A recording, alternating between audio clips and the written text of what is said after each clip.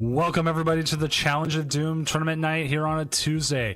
I'm your host, Senior Doom, tournament organizer, professional illustrator, part-time lumberjack, and joining me tonight for the second time is Poseidon. Poseidon, want to go ahead and introduce yourself to everyone who's watching, or maybe watching on VODs, because it's a Tuesday night. Who knows when people are? Thank you so much for having me, Doom. Hi, everybody. My name is Poseidon. I am a VTuber with the VTuber talent agency Mythos, and I am a TCG content creator. I mainly do Pokemon, but I play other games like One Piece, Vanguard, and all this such. But Pokemon is my favorite trading card game. When I'm not streaming, I am a competitive Pokemon TCG player. So, yeah, thank you again for having me. And thank you again for coming on a second time. It's I don't want to say it's a rare thing to bring people back a second time, but it's always a good sign, I guess. I don't know. I appreciate it. I don't do most of the scheduling anymore. Emmy takes care of so much of that, and I would not be able to have like half this going without Emmy. So I think we had an Emmy appreciation. We love night her already. But tournament started. Let's go ahead and let's find ourselves a game. We start right off. So we already have Paparazzi and PKS Blaze are already streaming, so that gives us two people that I just jump right into. Paparazzi is writing Maridon. They are up against the bridge deck, and then trying to remember what Blaze's name is usually. PKS Blaze is on the Charizard up against Other. Oh. Other. It's Eevees, the Evolution. So I'm. Oh, from Prismatic. I think we'll go with that one. That one's a good start. Okay. So we have no idea if the Eevee's actually good or not. But I mean, I'm still willing to sit here and give it a shot. I mean, what's the worst thing happens? They just. Does that sound horrible? Do they just lose? Yeah, kind of. But I've seen it. This will be a fun one. It's more fun, and it should hopefully have them at least get through like turn 1 or 2, considering it is a Charizard deck they're up against. Mm-hmm. So we'll see. We'll also make sure that they check in if we had to. What's up? Oh, Blaze is in chat. If we have to, we can jump over to Paparazzi's game. But okay. I expect this one, I would hope, is more of a game than not, but you never know. I've had these games where I've come in like, yeah, this is going to be great, and they start Badoo Pass, and then they get blown up, and you go, oh, not what you wanted to see. That was quick. Yeah. All right, let's find them. Make sure that everyone's checked in. Yep, everyone's checked in, so we should have a game. Sounds good. I'm looking forward to this. I'm just looking at the list from stream. This is quite spicy. A lot of one-ofs. But we'll see how this runs. They're playing. Oh, wait. There's two Resonant Evolution Eevees? Huh. But there we go. Game started. We'll see how this goes. I didn't realize there was two Resonant Evolution Eevees, because I love Eevees that can evolve like turn 1. And I always try to keep an eye on them, and I forgot that there was a yellow bordered one. Oh, wow, you're right. So I don't know if it was a straight reprint, because it's got a silver border. I'm assuming they've got the updated thing. But still, actually, I'm going to double check. Oh, they have different attacks. So yeah, it's a whole new print. And they do have the Sylveon. Oh, they are starting with the Klefki here. That is actually... That could be very brutal if you're playing the Eevee that is able to evolve. Being able to shut down that ability is not great right away. Are they playing... They do have the Eevee EX. So they're playing 7 Eevees, essentially, in deck. You gotta have one for every single one of the evolutions. I mean, it makes sense. So, I'm talking about Eevees real quick. They got the raw Precious Trolley, didn't they? Just turn around and they're like, here's the Precious Trolley. Like, wow. Back last Friday, I got gifted from Pokemon some of the prismatic evolutions, and a whole bunch of the creators who did and stuff like that. I saw they're like taking all the photos with their Eevee plushes. And I realized I have not a single Eevee plush, but my not even an evolution. No, none. All my plushes are for Coco or Bidoof. Okay, fair enough. I've got good choices. 1, 2, 3, 4, 5, 6, 7, 8 Foy Coco plushes now. I got another 8? one. I bought another one on Saturday. Oh my gosh. It was it's like a Japanese like vending machine one. I'd never seen it before. And I actually messaged Emmy of all people like first. I was like, I have to free this. And it was from like one of my local LGSs. But so everyone's doing that. And I have to go. I steal. My oldest has the Build-A-Bear Eevee and a bunch of Eevee evolutions. I'm like, these are coming with me. You're now a social media post.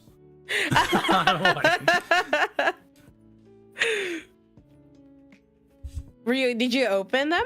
Oh yeah. It's part of the gifting. You have to. They're not giving it to you, so you can go keep your Evolving Skies sealed to sell it for $800 later. But Boss Briar, you're not getting much off that. We didn't get much. We got 3 Badoos, 1 reverse hollow. That's like what I'm looking for. I'm like, yeah, Badoo. Even though it's Badoo unappreciation night. Fair enough. A playset of the Regigigas, which is like, okay, I got Lugia. That's something. Like every single A-Spec reprint they had, and I did get 2 full arts, but I was still kind of just like, they weren't that big. Like there was a couple people on my Discord who, like, I think at least 2 people pulled the Umbreon alt art. Holy moly, that's like the big chase card of the set, right? Moonbreon, sorry, the wrong Umbreon. We'll call it Crown Breon. Crown Breon, there we go. Yeah, it's like, I don't even know what it's at on TCG Player right now. I gotta find out. I don't even want to look. I'm horrified. I looked up, I have the Latios alt art from Team Up, and I looked up the price recently, and it was like up to $1,200. I was like, what? Oh my gosh. And I still kick myself. I sold one because I never expected to hit those numbers at like $200 like 3 years ago. Sold it for like that. I was like, yeah, this card's going to, this is the peak. No, it turns out there isn't a peak. No. Did you see that the Jesse and James full art is now going up? I believe that was from Sun and Moon, and I'm holding. I like looked to see how many I still had because I played a lot around that time, and I have like 2 of them. I'm like, I don't want to part with mine. I don't either. It's part of my Team Rocket set. I collect the Team Rocket cards. I've got like nearly all the Giovannis. I'm missing like a couple of the newer Giovannis, but I it's more or less just been a little bit like I haven't bought them yet. And this should retreat here. We're going into a baby Eevee here. Poor baby Eevee's gonna get exploded. But yeah, all of those, and I saw that recently. I'm like, man, I don't want to sell this. I love the Jesse and James card. I loved when it got banned. I'm assuming you're excited for the Team Rocket set that is going to be coming up sometime this year. 100%. Oh my gosh, that's going to be a banger set. I already know. Yeah. Oh yeah. Now it's up to market price $75 for the Jesse and James. Oh my gosh. I remember they were like $4 or $5 back in the day. Yeah, I remember like picking them up. I think I picked mine up for like $2. Like legitimately. And now they're 75. They were. I guess everybody just wants the Jesse and James art now in preparation for the new set coming up. Still not seeing an attack on this end yet. Oh, okay, you know what? They could. Just a lot of setup. We could see a Charizard here. There we go. We do see the Charizard. Is that all they have for fire energy left? Okay, yeah. 1, 2, 3, 4. Wow. Only 2. The last one is in hand. So that's probably gonna go, to the Jerkloak. You're only doing 180 here, considering. So, like, trying to boss up one of the baby Eevee EXs isn't going to get you anywhere. But also, no. Also, just KOing what's in front of you doesn't make as much sense either. Joust time. Joust, joust, joust, joust. Not that you're stopping much now, but joust. I totally forgot. And there it is. There's the joust for 10. I forgot I was supposed to keep an eye on the judge request, and thankfully nothing's come through. I was like, oops. Knock on wood. Knock on wood. Oh, wow. Okay, that was a lightning energy. Yeah, I was playing against one of the Eevee decks, and I was like, why do you have all these different energies? And they hit me with like a Jolteon. I was like, where'd that come from? Oh, yeah, this is Eevee. They're trying to get their daily quests out of the way. You know that's broken? Yeah. I'm up to like level like 40 on it already because it gives me like a prize essentially for every game. I was like, yay! I have yet to play too much on PTCGL since the update dropped. I know for the first few days I was having trouble with the counter items. Seemed like my counter catchers were not working for a little bit, but I tried it. I think, was it yesterday? I think it was yesterday or the other day when I was streaming, and it seemed like it worked. So I'm glad that's fixed. But ooh. It's a lot of random, like what breaks here, what breaks there. It's like, okay, this time I'm going to break here. This time I'm going to break here. And it's like, why? That usually comes with updates, but it is still pretty frustrating. I was able to played 7 games today. I hit Arceus League last night. Oh, heck yeah, nice.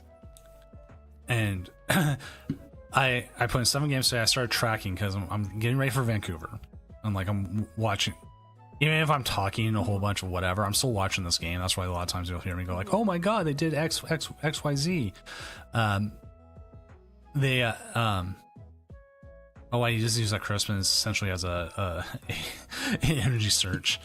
I'm tracking my record, so I'm 6-1 right now, Arceus League, and I'm looking at the decks I played because I'm even putting it. The first one I played against was a Badoo Iron Thorns Regigigas deck. Huh. No idea how that happened. I won 6-0.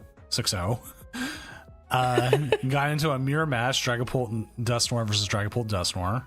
I won that. Went up against Lugia, started Badoo pass. Oh no. Didn't get another Pokemon out after like 2 turns. They just won. They had everything go. So there's my loss. Then it was Frostlass Badoo, which I'm like, oh, that deck's a pain, but we beat it. I'm good. Then I had a Lugia, Baxcalibur, Melodic, Dragapult. What? Yeah, and they all had 4 in the same deck? All 4 in the same deck. That's somebody was cooking with that one. Yeah, for some reason I got like massively down paired on my ELO. They were like 1461's the number I put down. They were. I won 6-0. I was like, that's cool. And then it was a Guardian and another Mirror. So it's like, okay, there was like 4 meta matches there. Meta matches, 3 of them weren't. So my Arceus League, you have not impressed me this meta yet. I'm sure it'll settle as time goes. I think everybody's just kind of in that little testing period, seeing what can work together and what won't. Ooh, that is big damage from the Jolteon. Just not enough. 310's just not 320. There's Mirai.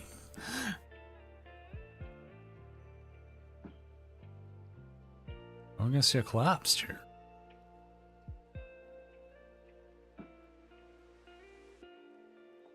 Oh, they realized they played Defiance. Okay, you know what? Every Charizard deck ever, I think, plays Defiance Band. I don't think I've seen. Yeah, Defiance Band is super duper good with the Zard. I watched them play the trolley, and my first thought was like, oh man, can I throw trolley into the Dragapult Dusknoir line? Then I realized I'm too dependent on that crystal.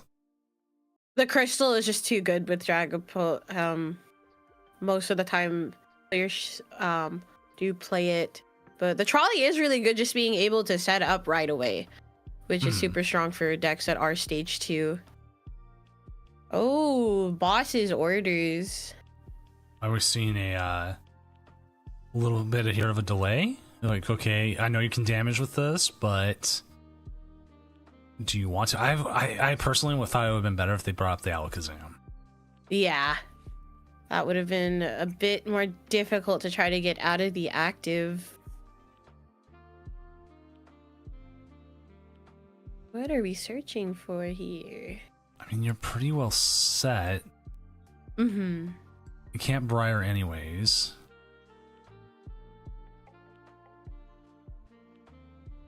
There's no reason to play Lance. But we are out of energies. Are we just thinning for a possible Iono? How you doing, Blazy? Gunter 13464. You'd be surprised how many people sign up early and then just don't play. And that should be game actually right there. Yeah, that's it. Yeah, I don't understand bringing up the Zard even. Because even worse, you just retreat and that happens. Mm-hmm. Very kind of questionable play there, but hey, it happens. It happens to the best of us. It was fun seeing the Eevee deck, though. Yeah, I think I've given the Eevee a chance like both weeks, like on Friday as well, and it turned out to be like just a bad idea. I forgot to update their names. Oops. Oh, they are updating, going for something else. Well, if anyone's watching on the VOD or anything, yeah, I forgot to update the names. Those are the names from the finals. Let's see if anybody else who is streaming is still playing. See if we can possibly still get into a game here. So we do have Cash is going. Cash versus Shira. Lost Zone versus Dragapult Dusknoir. Let's see how far they're going. Okay. Just make sure that the game's not finished.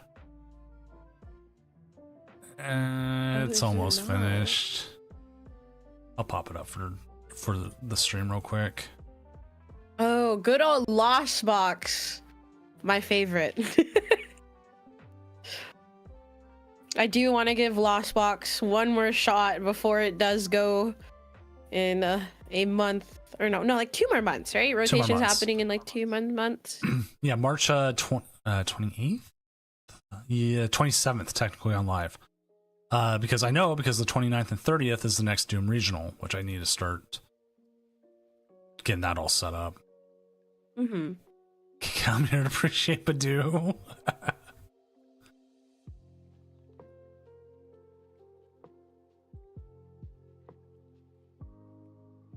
Actually, what was the other Badoo cards? I had looked it up recently because I was like, how many Badoo cards are there? There's like 3. I don't think Badoo is printed very much in the TCG. The last Badoo printing was it was printed in Diamond and Pearl, and then it was printed in Stormfront, and then it has not had a card since. Oh my gosh, really? Yeah. Stormfront was so long ago. 2008 and 2007. So yeah, this is like first card for it in almost 20 years. Oh no.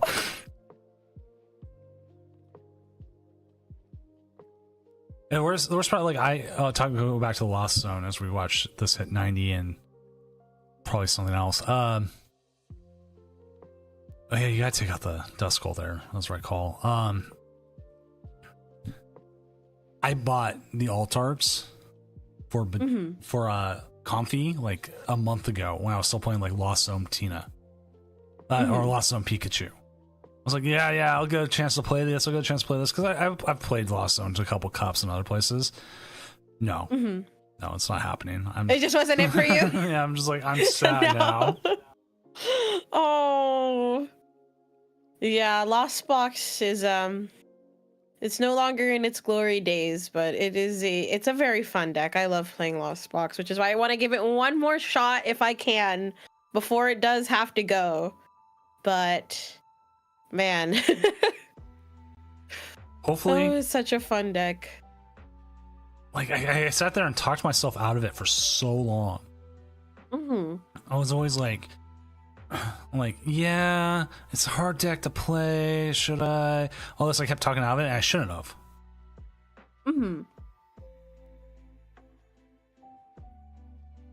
Jolly Flying Man took an LDF deck to a Doom tournament. Not the best idea. I almost beat Lugia.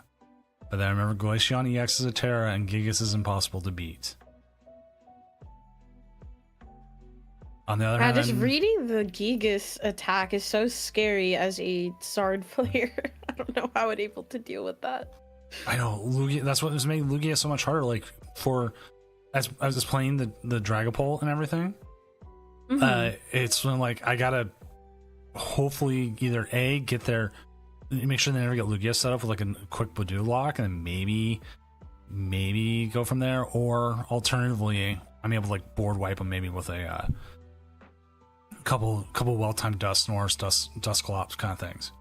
But also I'm just like, yeah, I just don't know what I can do. Oh, you're seeing the retreat. And down goes the Dragapult. So now both players are going to be at one prize. Oh man, I was almost like, well, you should bring up the the Alakazam. But then you're digging for more cards than you already are. Like there's Arvin. Oh wait, we don't have a Dragapult in hand. No, they don't have a Dragapult and they don't have an energy. They have 2 energy in deck though.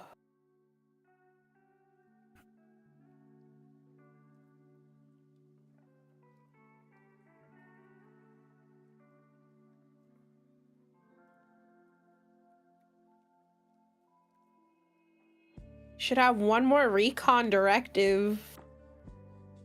Ooh, oh no. That is not good.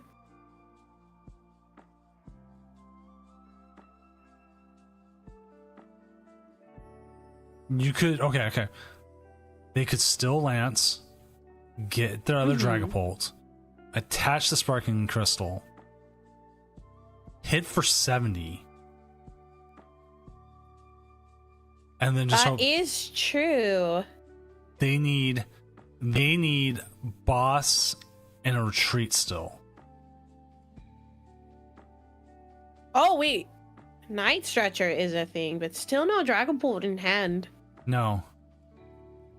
That's why I was wondering if it was better to get the Dragapult off that instead of the Arvin.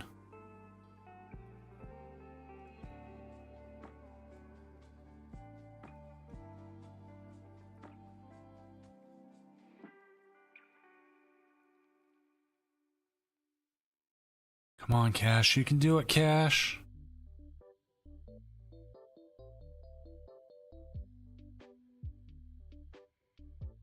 Would do attack as a corrector? You know what? Actually, they might not be wrong. If you that is something to think about. You could attach the rescue board. If you have a Badoo in deck, or even in the discard.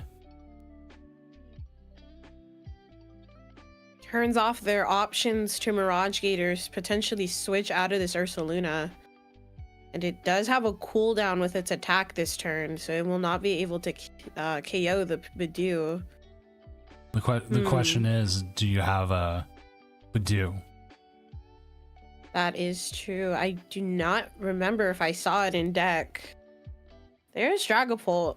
I'm looking up Cash's list real quick.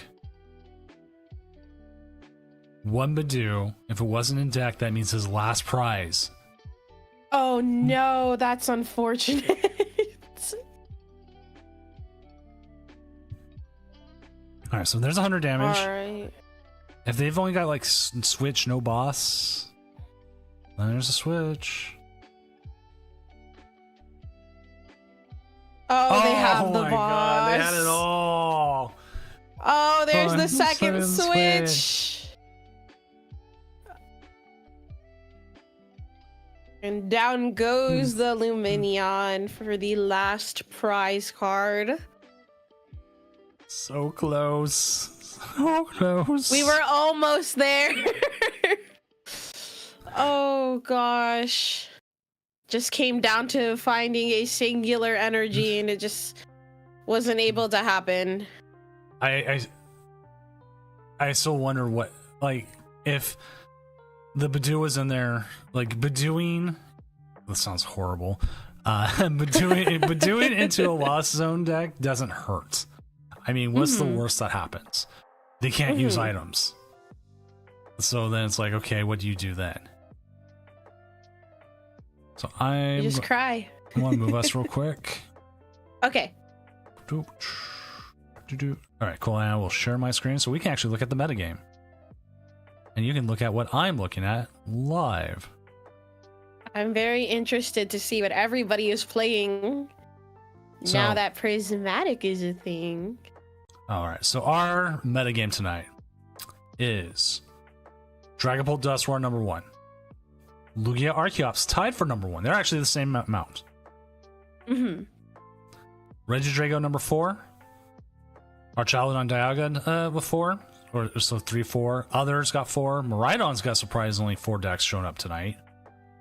Charizard Pidgeot's got 4. Archaludon without the Dialga has shown up. Oh, just straight Archaludon. So if you count Archaludon together, 7.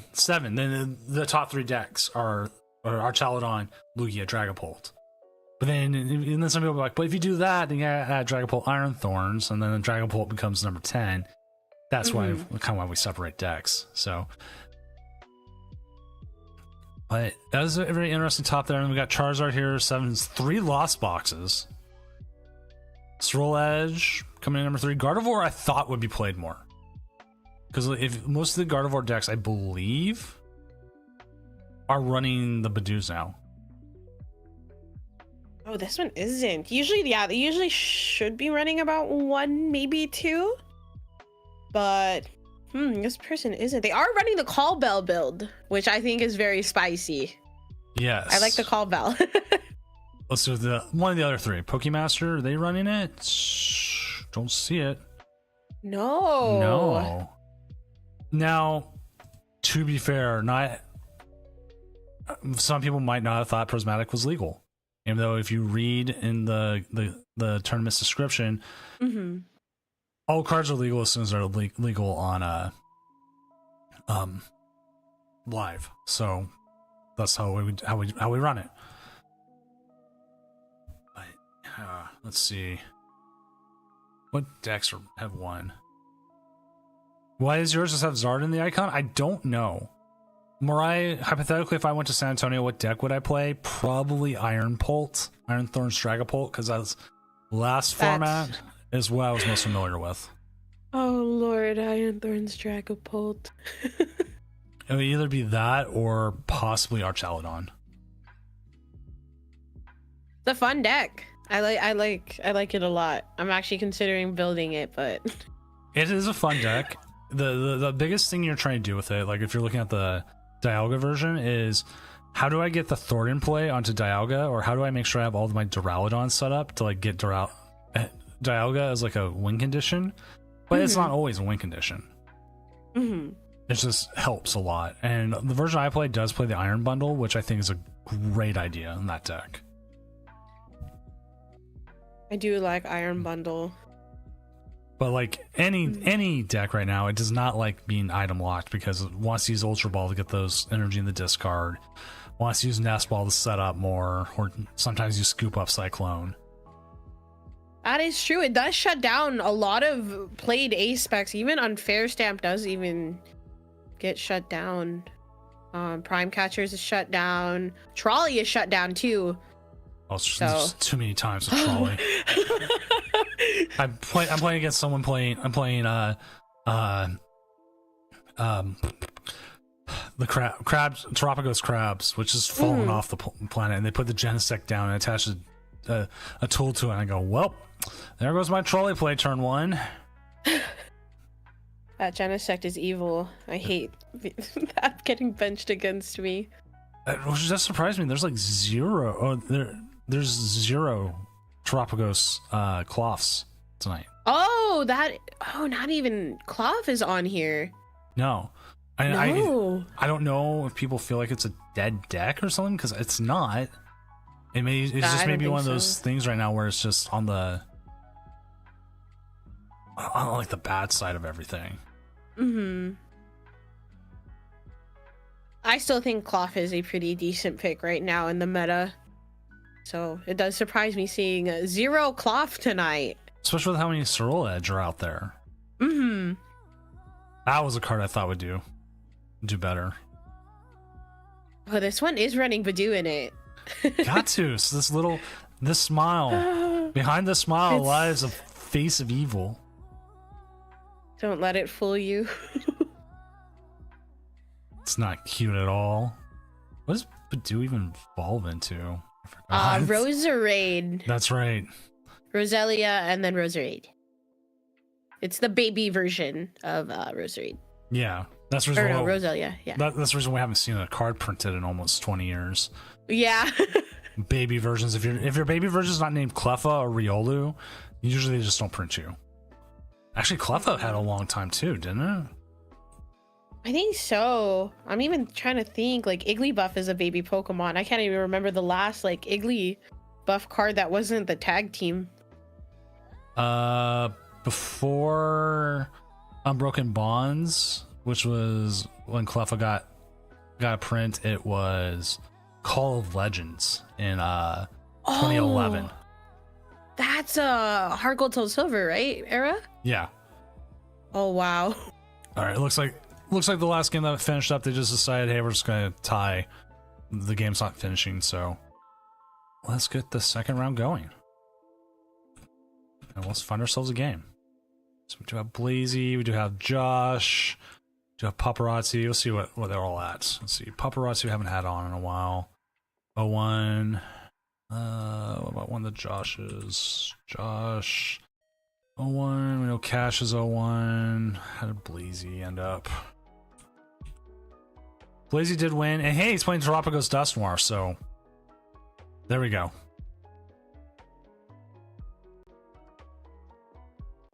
At least see the turtle.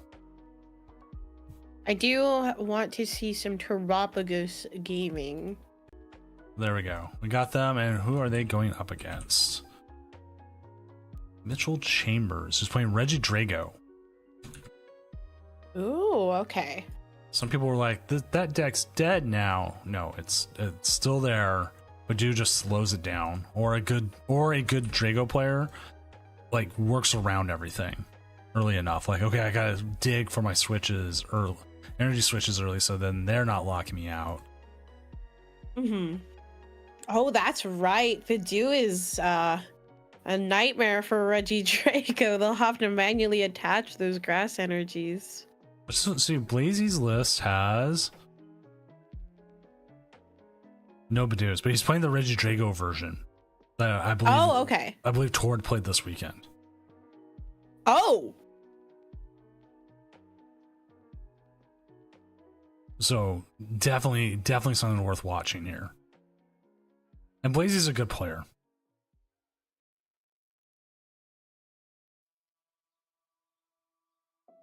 Oh my god. I'm looking at all the Cleffa arts while we're waiting for the game to get up. I want to link in chat the one I'm looking at from Skyridge.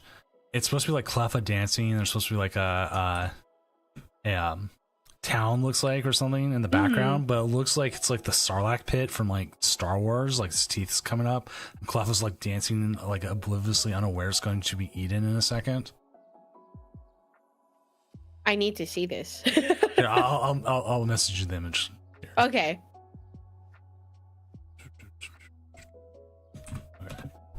Like, it's just, I just looked at it quickly and I was like, why is that poor Cleffa going to get eaten? Oh. Right? What is that? in the background? I think it's supposed to be a city or like, I don't know. Yeah, it does kind of look like teeth just coming out of the ground. Just Cleffa just happily running away. It's like, do, I don't care. I mean, I'm looking at all these Cleffa cards, and like, that one's still, I think, has a very abstract, very good look to it. Cleffa does not really have a bad card, like illustration-wise. Oh, I have to take a look. Let me see. Cleffa Pokemon. Oh, that is right. I always forget that our current Cleffa has so many different reprints of art. So many versions. 1, 2, 3, 4 at least. Yeah, 5. There's a shiny one. Well, one of them's Twinkling Hope. It's a different attack. Yeah. Oh, that is true. That is true. Oh wow, yeah. There's a lot of art. Hey, you're right. There isn't that many. Heat Miser taking a shot at me. He's my brother. He's allowed to do that.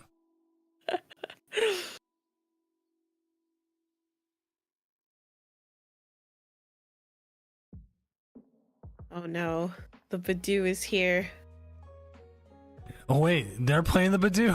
Oh my god. They are playing the Badoo. Oh no. I'm sitting here, I'm like, didn't even look at the Drago list. Drago's like, yeah, I play it. What you gonna do about it? Oh my gosh. We might see an Itchy Pollen next turn, which would be hilarious. I wonder how many decks are just like throwing in one Badoo just to see if they can start it. That is something I wish I could do. Is like in the standings and everything. This is a feature I asked Limitless before, but it's like one or two guys running the whole Limitless site as it is. And they have day jobs. They do things. Well, actually, Robin like helps run like European regionals and stuff like that.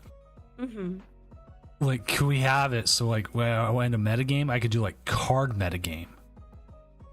The Badoo is here. And like look up like a card and all the decks it's in. Oh, I see. So it'd be like I can filter Badoo and it'll show me every player who has a Badoo in their deck. That would be a funny feature to see how many people are playing our little plant guy. It's just a little guy. I can never say it right. Like Emmy's got it down, like everything.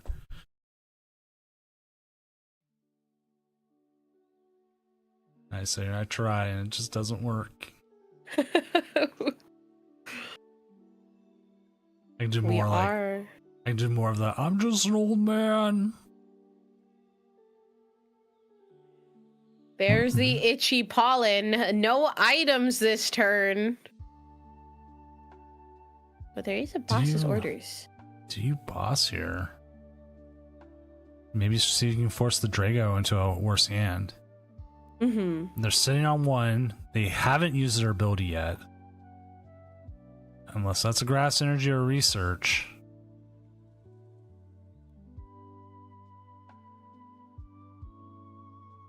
Oh, there was a grass energy in there.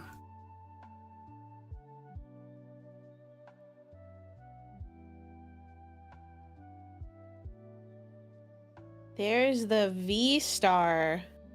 Now, what are we going to be getting?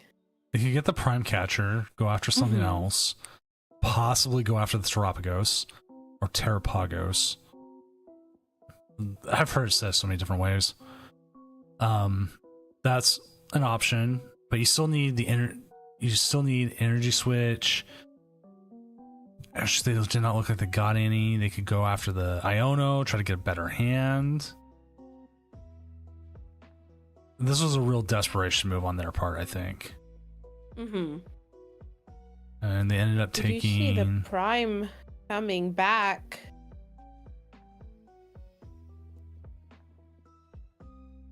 Earthen Vessel? Okay. We know in their hand, and the other card is the boss's orders.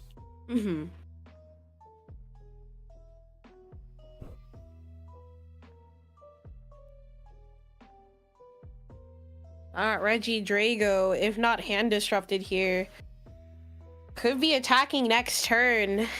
And item lock is happening once again. I think you have to play the owl. Yeah. And you need to find like a research or something else.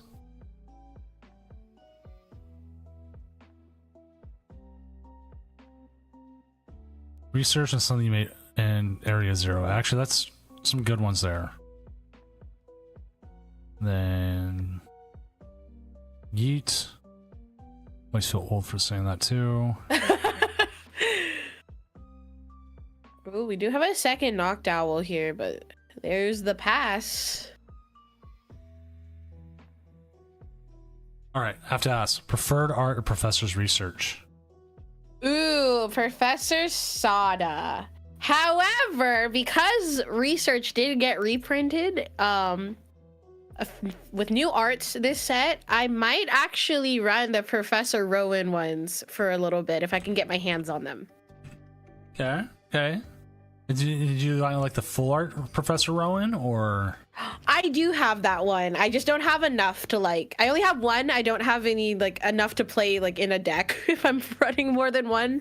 So usually if I do run Professor Research, which I actually haven't recently been running in any of my decks, Same. I will go for Professor Sada. I really love her design. But what is your preferred one? I am a Juniper. Oh, okay. That would probably might be my second one. That might be my second. I've got a full set of Junipers. They've been down to like $3.50 because it's just the whole thing was put in there like super, and people like bought a whole bunch of them and they just resold them. And I'm like, you know what? Fine by me.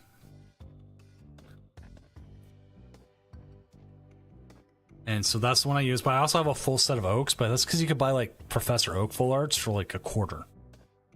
Oh my gosh. Are they still a quarter? They are $1.09, so they've gone up slightly in price. What about, okay, I might know your answer already, but I'm curious. What about Voss's orders? Giovanni. Okay. 100%. That's always the Giovanni. If there was a Guzma, oh, he hasn't been printed yet. No, I might go to Guzma just because I like the Sun and Moon Guzma. But Giovanni, 100%. Oh man, I loved my full art Guzmas when I was playing back in Sun and Moon. Those were very precious to me. So it does make me a little bit sad we don't have a Guzma Boss's orders yet. But fingers crossed we will be getting them at some point. But I'm currently playing my Jetsis ones, but then every now and then I'll go back to Cyrus. See, the Jetsis one's got the nice alternate art. Like, yes, he's like the one that got it. Mm-hmm. I always wanted to get the Guzma with him pointing his thumbs at his back with the crossed out team skull. Mm-hmm. That one's what? Oh, that's only it's $20. It's not bad. How much for the original? 15. Because I got Guzma and Hala full art, so maybe at some point I'll get that. Mm-hmm. Which is that 35, which is it's a playable card and expanded. Yes.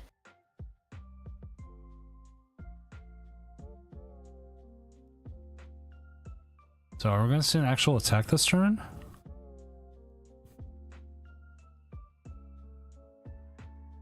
Ooh, okay.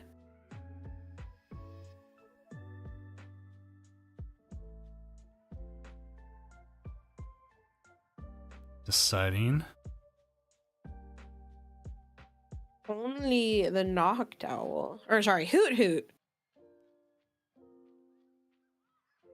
When I first started playing Gen 2, Hoot Hoot was my boy. It was like my favorite Pokemon in Gen 2. I was just like, this owl is funny. He's very, very cute looking. Knocked Owl, not as cute, but... Yeah, I was like, yeah, this seems good. I like this. Then, as I grew older, me and Knocked Owl just don't click as much anymore. But he'll always have a special place in my heart. Not a lot of room left in there since, Fuecoco takes up like 98% of it now, but it's like 98% Fuecoco, 1.5% my children, 0.25% my wife, and then 0.25% everyone else. You know what? That's valid. I do understand the Fuecoco taking the majority. He's a very cute starter. Like, I honestly did not have very many expectations going into this new gen of Pokemon with starters, but actually Sprigatito is probably now my favorite starter. I just love cats, so Sprigatito is just perfect, and I just Fuecoco is just adorable. There's no thoughts in that head. No, there's none. Fuecoco is the orange cat of Pokemon. He's just there to have a good time. He's the Spuds McKenzie of Pokemon. Again, I'm aging myself really bad there. It's okay.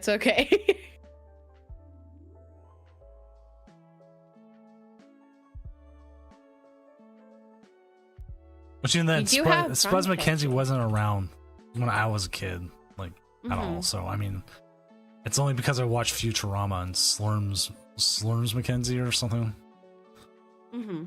But yeah, they should be able to easily get this knocked out of the active. Yeah, there is a lot of options here to get it out. Or Cash did put it can speed wing and KO. Oh, are we speed winging? Oh no! Oh, Thornton. Oh, they're going to get the Drago in for the Rotom. Okay. And there is the Speedwing, the very rare opportunity we get to see Noctowl attack here. So by Noctowl attacking here, does that mean it's a herbivore? Good question. That is a good question. Because I'm assuming Vidoo is just full plant. Right. If you ever read the Pokédex on Leafeon, it talks about it having chlorophyll. And so it becomes more like, okay, if it's a plant, then it is everything it eats, then it just takes in sunlight. We can assume that all Pokemon that are plants are kind of like that. Yeah, but also, if you look up the biology, it says it's a mammal. But cellular structure is similar to plants. Oh, that Temple of Sinnoh could actually be super detrimental here. But they should have a way with that Pidgeot just be able to go ahead and grab back. Oh, we do have a stadium in hand too. Yeah, there's nothing there. That just bought them a turn, I think. Let's see the underdepths here. Could see the prime catcher. You could see a Speedwing again. Bear does technically take KO. I think almost everything takes KO here. Yeah. This might be it.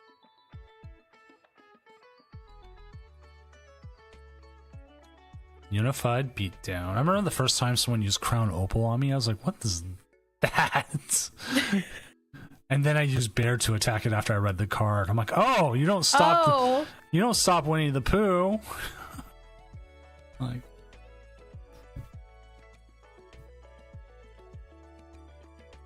man, I honestly always forget Terapagos does have a second attacker. Because very rarely does it get used. It was like I was with Dragapult. Like, I know there's the Jet whatever. I always forget what the primary attack's called. Phantom Dive. So I'm like sitting there like, if I'm going to be playing this, I need to remember it's Phantom Dive, not Jet Headbutts. Don't want to announce that. as an attack. Jet Headbutt for 70. But there's been games I've actually legitimately said that. Oh, we see the thumbs up. That's game. And that's it. All you need is a unified breakdown. That poor Mew is just going to get absolutely massacred. The Badoo just was not enough to stop our turtle. All right, let's go see how Cash is. Oh yeah, Cash got a bye. Let's go see. Let's start. I'm just going to start moving us down tables and see what games are still playing. Okay. Because that is the easiest way. Okay, that one's done. Because I could try and look and do all that, or I could just, jump to games real quick. Ooh. This one's going? Oh, this one's... There's a Darkrai. All right, let's get this up for everybody. Oops, wrong thing. I gotta pop thing out. I can show everybody my Discord. See my... What is the spice? What have we seen for Badoo decks? I think that Regidrago was the first Badoo we've actually seen. At least get played, right? Because we had the Eevee Dragapult matchup, but that was Dragapult Charizard, which we're just looking at right now. Oh, is this game? There's no way it's game. Oh. No, there's no cards left. But they have their V-Star. Oh, and the Restart. Oh, that's right. The Darkrai V-Star.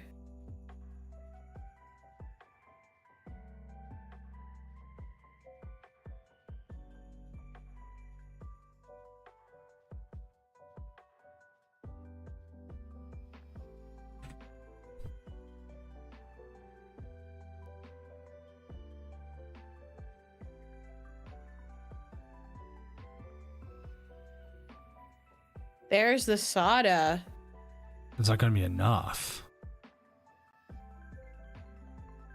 If they have two dark patches, it should be. That's two dark patches in the discard.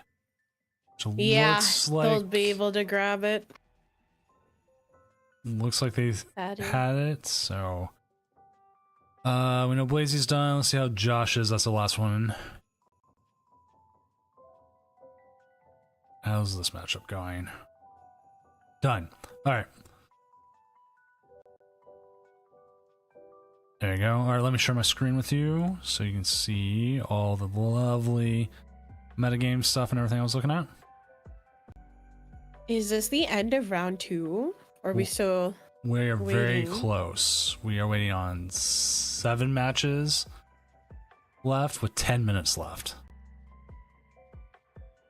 But if it, depending, it could move really fast, depending on what the matchups are. Like, we can see what's left. We've got Baby Eating Baby. That's a name. Archaludon versus Gardevoir. That one can take time because of Gardevoir, the animations. Archaludon Lugia. That one should hopefully move faster. Charizard versus Iron Bolt. That one should. Lost Zone versus Miraidon, as they beat the other Lost Zone box. Oh, wow. Okay. Goldingo versus Miraidon. Charizard Pidgeot versus Lost Zone. And other versus Dragon Ball Dusknoir. So, like, the only one I would think would take time, and the two matches that are actually finished as we've been sitting here, is the Gardevoir, just because of the animation time.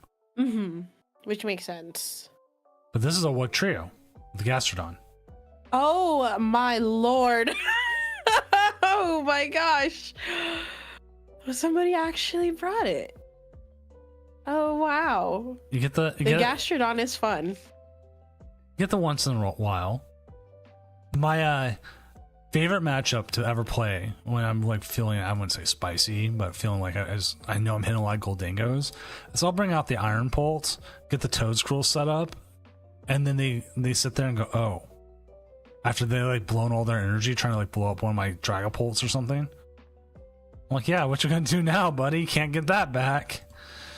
Mm-hmm. But looking tonight, our metagame, Other has the worst win percentage right now. Wow. 1-7. Where's our one win coming from is the real question. Snow Run. Oh, it's that like fiery kind of box where like you're moving stuff around. Like you have the Iron Hands as like an extra attacker using Chi-Yu, and you're using the fire off the most. This is the other card we're starting to see in a lot of decks. The Monkey Dory. People are putting on one that and one dark energy, just like mess with people. Oh, like here, I move this around, I do this. I have been seeing it, and I admittedly did play a Monkey Dory Badu Frost last list. That was really fun. So, oh my gosh. He's starting to see play outside of Gardevoir, which is a little scary, I will say. So in chat, PKS Blaze is talking, I can't wait for Pokestop, etc. to rotate. What card are you excited to see rotate? That is a very good question. I have to think about that one. I know, what am I excited to be gone? Like I'm saying, like I want Blocklex to be gone, but Blocklex that's a good one. Blocklex looks like it's just not showing up right now. For now.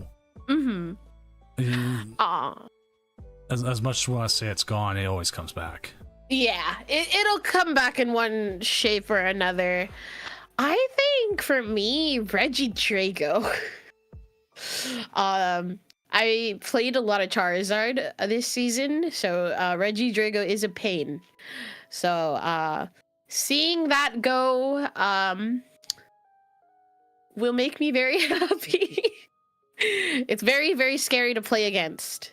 So Regidrago, and then I will admit I am a little sad Radiants are gonna go. I really enjoyed my Radiant Greninja, but I know a lot of people don't share the same sentiment. Yeah, poor Radiant Greninja is gonna be gone. I still feel like the Radiants were way better than the Amazing Rares. Yes, that I agree with. The Solist on YouTube saying I'm excited for Regidrago to rotate, and so did Stellar Wish on Twitch.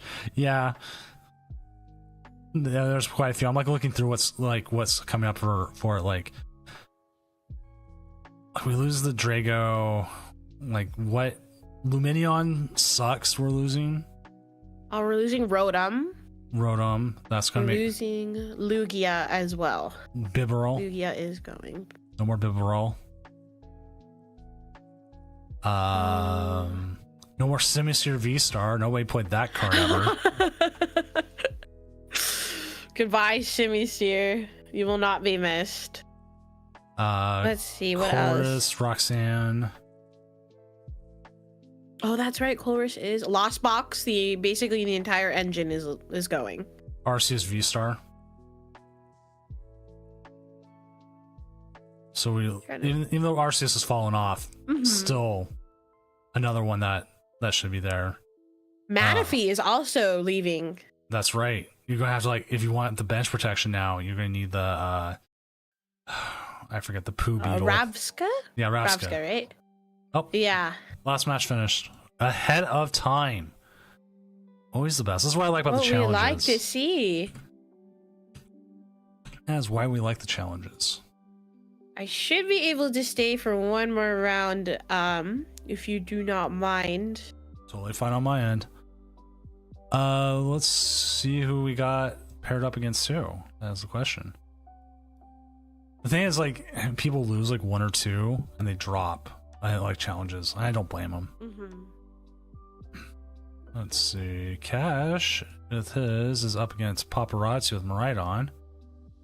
What side do you want to see then? Because they're both streaming. We can see Cash's side or Paparazzi's side. What are they both playing? We're seeing Dragapult.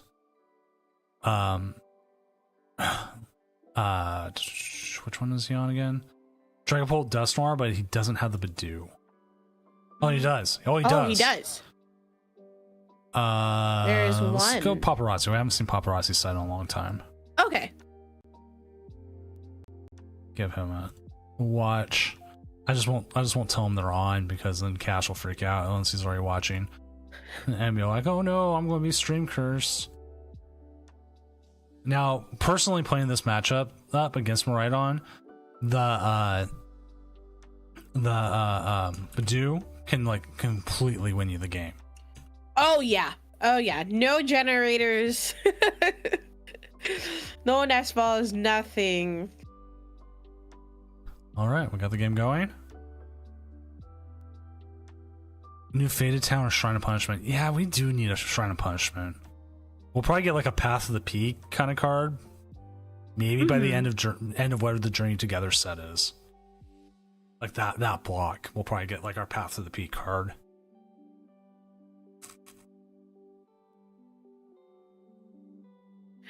Oh. We are starting Iron Hands here. There's a mulligan. We could draw into something.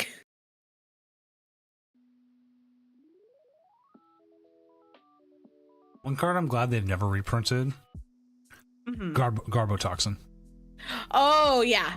The only people who wanted that reprinted were the people who played it. Everybody else did not want that reprinted. The thing is, I played it, and I still don't want it reprinted. That is completely fair.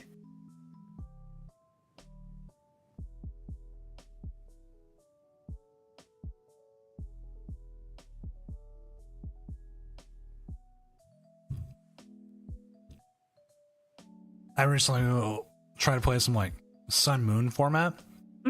I'm so used to playing everything this way. I was just like, oh yeah, here I go. I'll go first, and then I remember I could like research or Guzma. Oh, Lily for up to 8.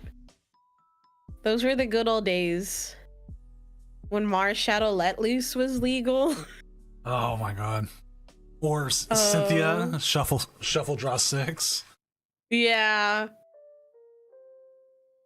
Man, that was an era. That was the era that I started really playing a lot. So I do remember the meta and everything like that back then. I remember being really sad when they announced that supporters were no longer able to be played turn 1. Because I really liked being able to Lily turn 1.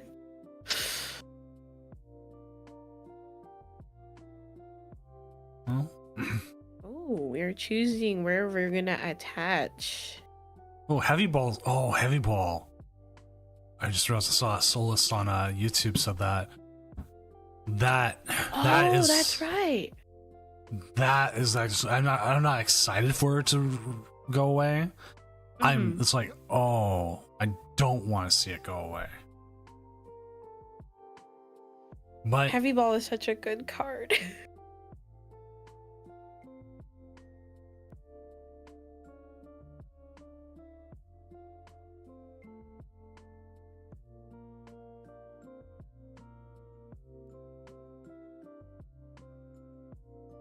like the decks I have played it in, it's been like such a savior. It's like, yeah, I got I priced three Ralts or whatever. Now I've got two only prized. Being able to just look at what's in your prize cards was super good. The double Arvin off of Concealed is good, but we whiff the generator. No. That hurts. That is not great. But hey, we do have entry ticket now, which is going to just cause games to take longer. Like, I'm excited for Vancouver, but at the same time, there's some of the decks that are in the format and other things. I'm just like, how fast do I need to play? What dates are Vancouver? I actually cannot remember. It's the first weekend in March. No, second weekend, March 8th and 9th. So it will be the last weekend before rotation, or is there a regional right after it? I think it's the last regional before rotation. But I think EUIC is the week after rotation, so it's like in a weird spot. Oh, I see. Okay. Oh, wow. First tournament after rotation is an IC. Yeah, so we go Vancouver is in this format, then Georgia is in post rotation. Mm-hmm. I'm double checking my numbers. Yeah, because EUIC is the week before, if I remember right. Mm-hmm. And EUIC is not. EUIC is before Vancouver. Okay, I got my days mine all mixed up with that, but because I know San Antonio's this weekend.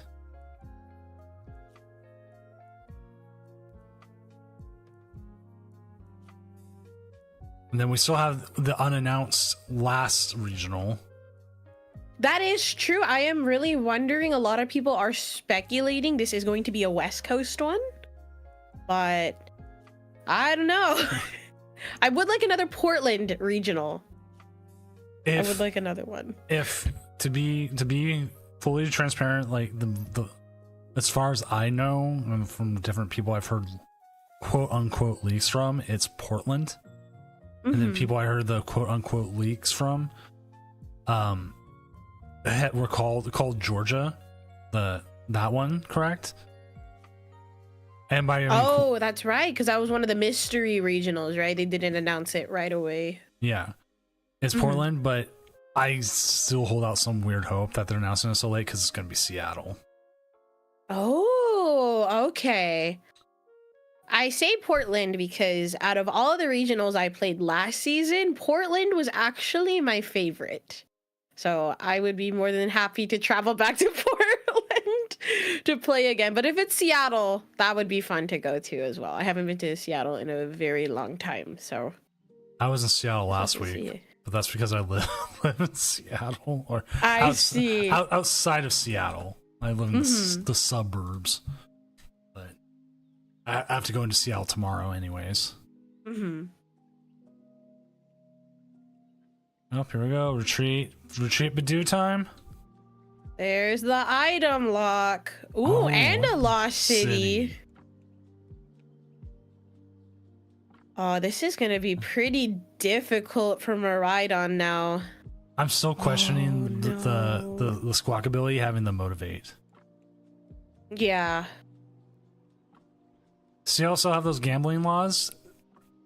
The person who gave me the quote unquote leak, this is a person I know from a League Cup, and so I don't know where they got it from or if they're just bluntly pulling stuff out of their ass. So that the laws here are expired, and that we should see it in the future. But again, it's like, okay, are you just making stuff up or are you? Mm-hmm. Like, there's so many people say, "Oh yeah, I got the leak," and like you go, and like, where'd you get it from? And that's why I always say "quote unquote," because it's like I don't know for sure. I have no idea where this person got it from, and no idea. But it sounds fun, and it's a great thing to say. Like, yeah, Seattle's getting the regional, and everyone's like, yeah, and I go, no, they're not. When we find out later, you know. Mm-hmm. I wonder if the reason why they haven't announced it yet is because they're still signing like a contract or something with a convention center, because I know that's a whole process. Oh, so huge hopefully process. we'll get to see. But the weird part of that though is because what happens with that is like Comic Cons and all that have those signed out like a year in advance. Yes. Like, there's Emerald City Comic Con coming up, which will be the first year I've missed it in like 8 years. Mm-hmm. Because Vancouver's the same weekend. I'm like, do I want to play Pokemon, go to a beautiful city, or do I want to go around a bunch of smelly nerds in a Ghostbusters costume? should be a no-brainer. Yeah, so I'm going to Vancouver. My oldest is disappointed they don't get to do their Patrick Bateman cosplay. I'm like, do you want to go around a bunch of sweaty nerds in a full suit? Is that how you want to spend your weekend? This might be a turn here where you bosses order something. Yeah. Just to try to buy a little bit of time. Like, I'm trying to look through their source code to see if there's like anything that might change, or they have something hidden, like an extra like cell, but I'm not finding anything. I'm looking, it's not in there. I'm like, that's like one of the dumb ways you can get a leak. Is like you put something on your website early and then like hide it, and then some guy comes in, hey, I found it. That happened to us at Amazon. Oh. It was like an event, like it was like a show they were announcing, and they wanted it like all set and ready, like a day before. And then someone someone was going through the source code, like people constantly going through the source code, found the image, and then tweeted it like, "Here's the show's being announced." It was like The Boys season 1 or something like that. And I was like, we're like, just that easy. Huge memo sent everywhere through. Don't put things up until they're ready. Can't hide it. It's like, no, you can't. I guess we'll have to find out later this year. It is a later regional, isn't it? Is it the last one for the season? I thought it was the last one, but oh, okay. Because the dates are already picked out, right? We just haven't found out which city it's going to take place in. Don't even know the last date. Oh, okay. Oh, interesting. Well, I hope they are able to announce it soon so people can start planning their traveling stuff. But fingers crossed it's a West Coast one, because I usually attend the West Coast regionals. So but it is a bucket list thing for me to try to go somewhere off of the West Coast. I actually really wanted to go to San Antonio, or if they were going to do Orlando again this year, I would have loved to do that, but man, not enough time. I'll always do West Coast, or at least Portland, Vancouver. I say driving distance, the easiest way to put it.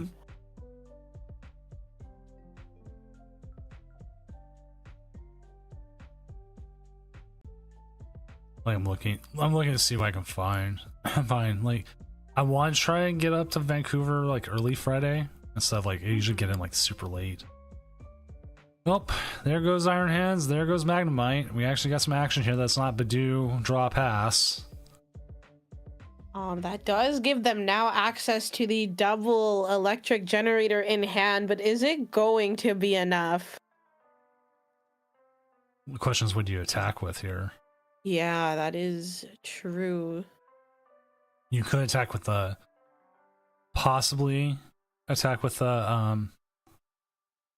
Miraidon, and would put some damage out there. We'd have to find a way to get it back to the bench. Looks like we are kind of debating on grabbing Iron Bundle or an Energy, or maybe even Luminion here. Ooh. What are we gonna grab? Right in your trunk? What do you mean? Don't you have a back seat?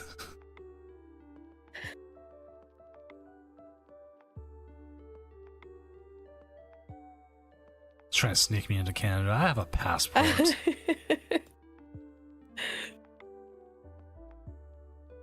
To be honest, I did try to talk to Mrs. Doom about it. Like, would you drive me up, kind of thing? And, like, we'd have to take our son, and she's just like, no, I don't want to deal with trying to deal with your son and like customs and everything. I'm like, yeah, that's true. He's nonverbal, so it makes it that much harder.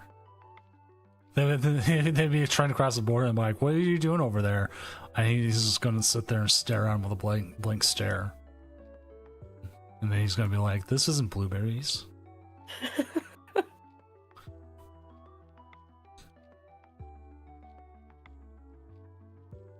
Fez or Gladius here? Both are decent options. Okay, he might have just said pawn him off the parents. Duh. The last time I tried that for a regional, it's because the Mrs. Doom had tickets to a concert. He was going to try spending the night with them, and that didn't work. And they're calling me like 5 a.m. of the regional. I'm trying to get ready for Portland. Like, we can't get a hold of your wife. Your son's been up all night. And I'm like, oh my god, this is a horrible idea. Oh no. So, no, Heat Miser. No. Even if we did just a babysit, Mrs. Doom doesn't want to drive downtown Vancouver. Driving downtown Vancouver is probably as bad as driving downtown Seattle. Mm-hmm.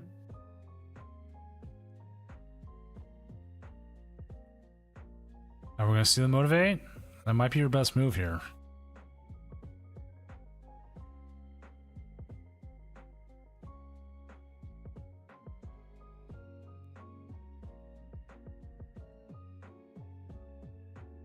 Oh, we are choosing to go onto the Miraidon.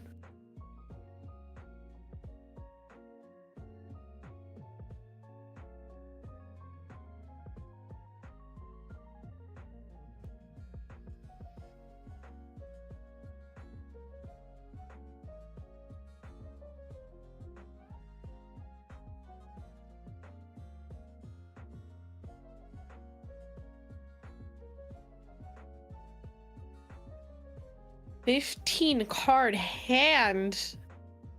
That is a lot. Turo. Oh, Badoo's gone. There's no reason to have Badoo out there anymore. Get replaced by a little spooky boy.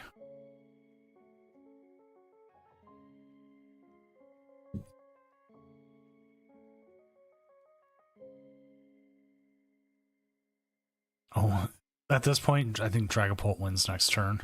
Yeah. I honestly do not see much of a way out of this.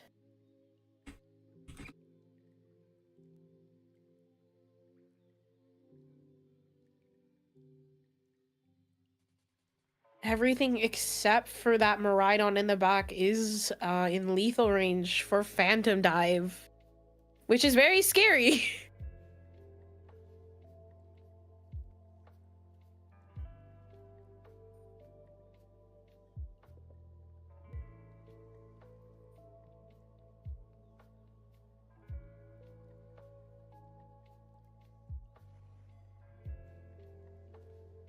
Also, by getting rid of that Badoo, it just gets rid of another Iron Hands option. But that poor Iron Hands is at is already at 30. Squawk's at 200. There's just so much damage on the board.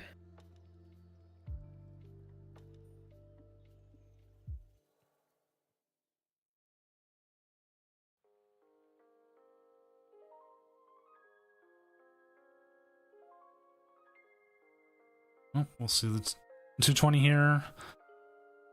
There is the Photon Blast. I mean, he could blow up every single Dusknoir there and still have enough room for another prize. Oh, you know what? Actually, they just win by blowing up both Dusknoir and Dusclops. Yeah. And that is game after that.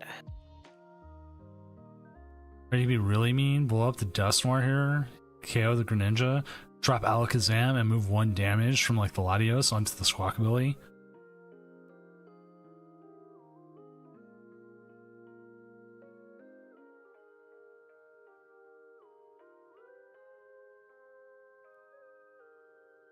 Are we going to see the Alakazam? Nope, just the Dusclops. Nope. There's the Dusclops. Oh, no, it doesn't matter. It doesn't matter. Nice sleeves though. Oh, they are going to be trying to go for the 4 prize turn here. No. This is just a mad flex right here. Yeah.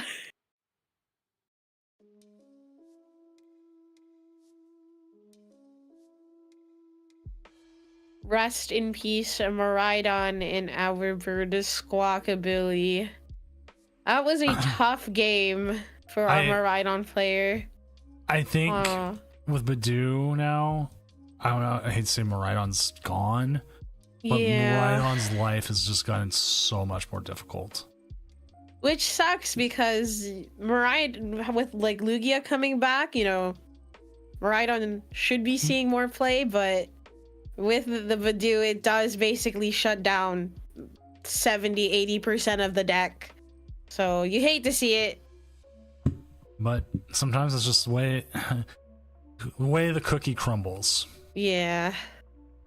Well, looking at some of the 3-0s we currently have, Blazy, currently 3-0 with the Terrapagos Dusknoir. We do have a Miraidon at 3-0, though.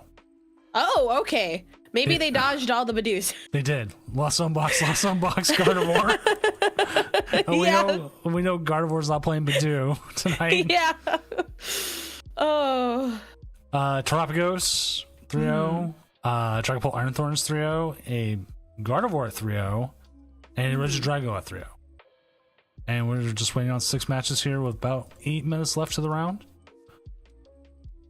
But most of those are going in. Oh, Morai Panda, 2-1 with Archaludon. A whole bunch of Archaludons. Oh, let's go. That's one of my regulars in my chat. Yeah, he shows up here too. Let's go. I think they're the most excited when they hear you on here. Like Doom and Poseidon, yeah! We love Mirai Panda.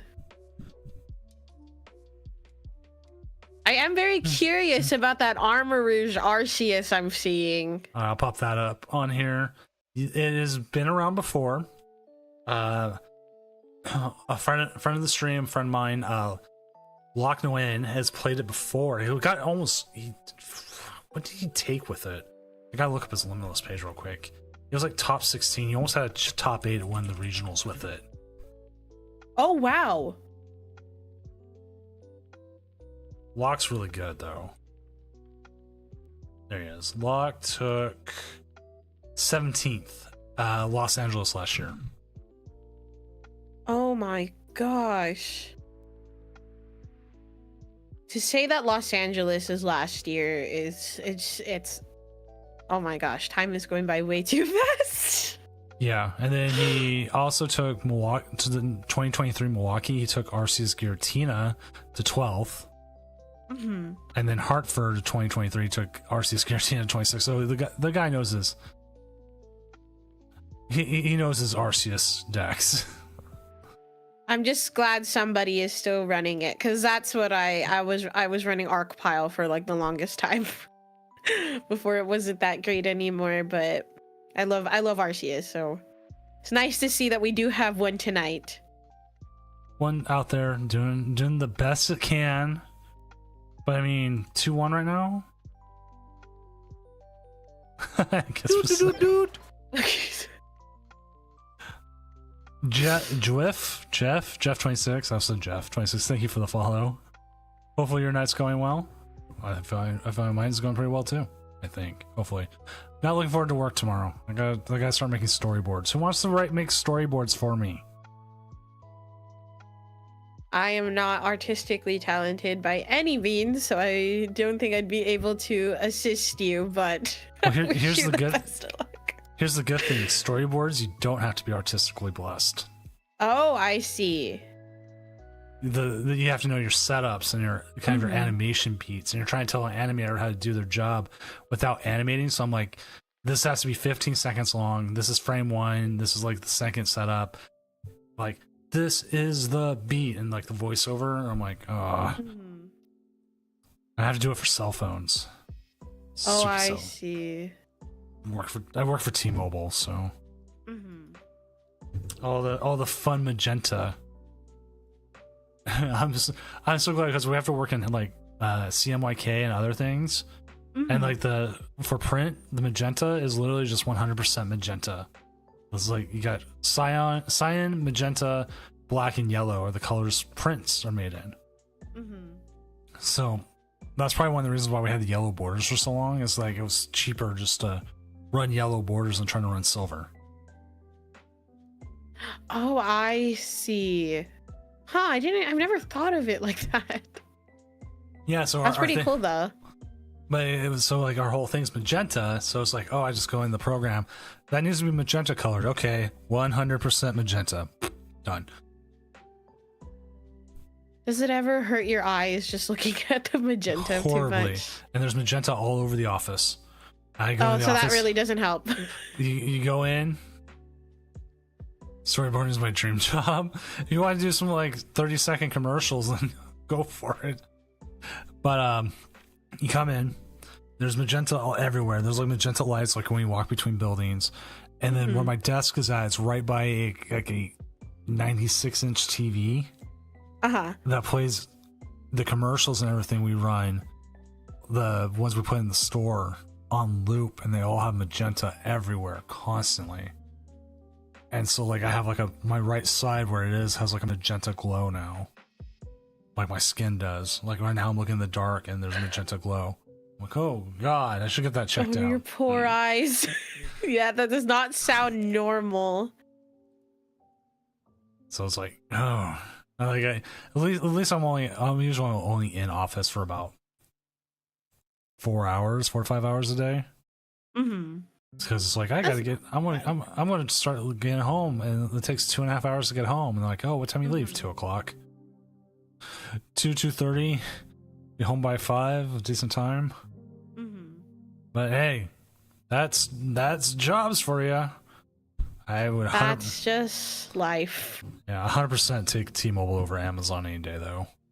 Yeah, that sounds like a better option between the two. I'm sitting here talking to people much younger than me all the time. I'm like, I was hospitalized twice working for Amazon. Like, did you work in the warehouse? I'm like, no, I worked corporate.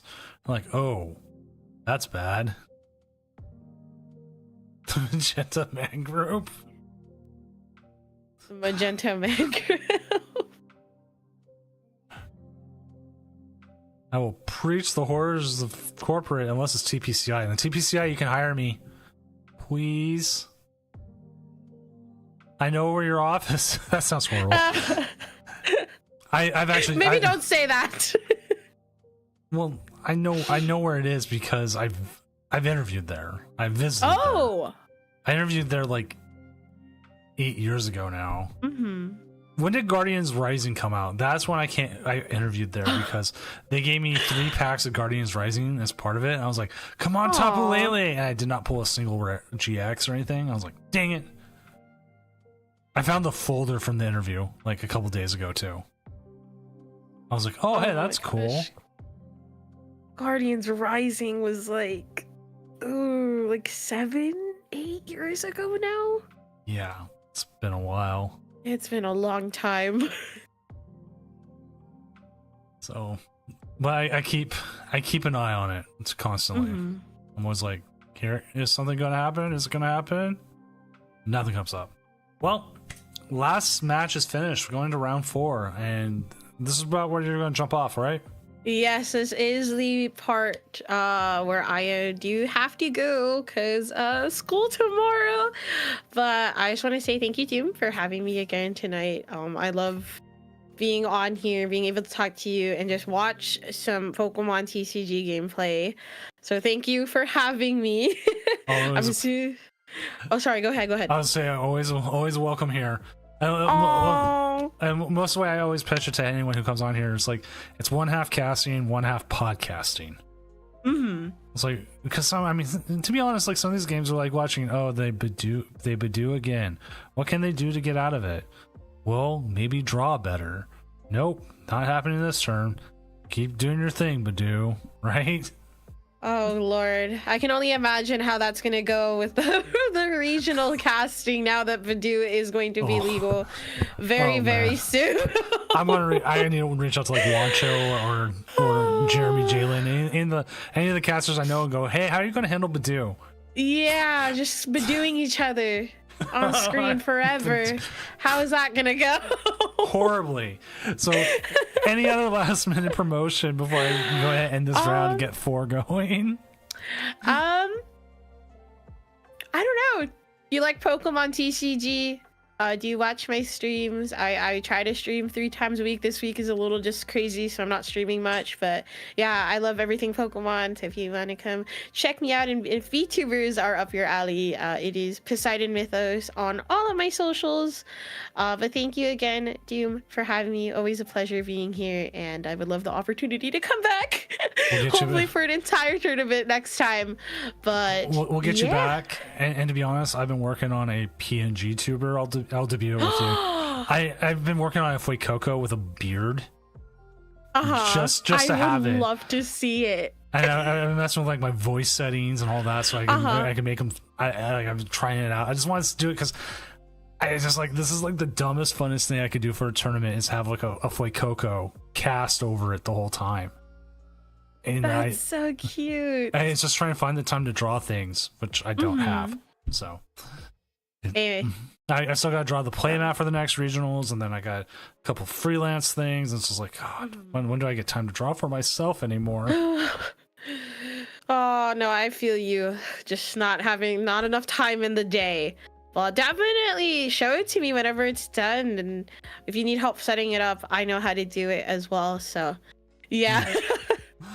Well, we'll do. All right. Alrighty. Well, I'm gonna head off. Sorry, go ahead. I was gonna say I'm gonna go back to Blazy. That's where I'll be, where we're going on this side. And sadly, we won't have Poseidon with us, but we'll bring her back at some point. You can have a good rest of your night. Enjoy school tomorrow. Thank you so much. Have a good one. Bye-bye, everybody. All right, chat. Now it's just Doom. It's just okay. We're gonna watch Blazy's game because he is 3-0 and they're up against a Charizard, and it's just easier to find something like that already. So once they get going, we'll get Blazy here. It'll be Tropicos Dusknoir versus Charizard Pidgeot, but this is the Tropicos Dusknoir that Tord played earlier. And whatever it was, Birmingham this weekend. Also, I gotta make sure Poseidon's a VIP before I forget.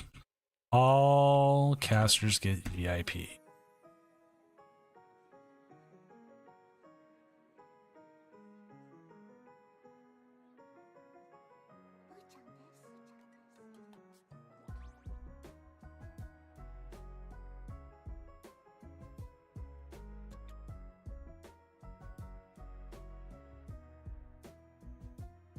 Right, Aerosmith, I thought it was an interesting enough match too. So like I try not to put the same players on every round. A little bit harder on Tuesday. I guess considering we have 17 matches going right now. But it's an interesting match. Like Friday tournaments, much easier to get as many people on as you can because there's so many people comparatively. Like we'll have up to 300 people instead of 64. So it makes it a little bit easier to find more matches. Tuesday's a little bit more lean back. And just a little bit more like here's a fun match, here's another fun match, here's this, how's that, you know. We bring people on who maybe are not as comfortable like streaming casting bigger games, or maybe Tuesdays are only time. Like some people only have Tuesdays to come in, and that's what we kind of do. Like we actually haven't had a Tuesday tournament in this has been 3 weeks since our last Tuesday tournament, but we had the New Year's Eve special. Then I needed a week. We usually put 2 weeks off, but then Prismatic was coming out. I was like, you know what? Let's take another week off and do Prismatic instead of trying to shove in the old format again, because people not as big on they want even a new format, no matter how big or small it is, always want to come in and play.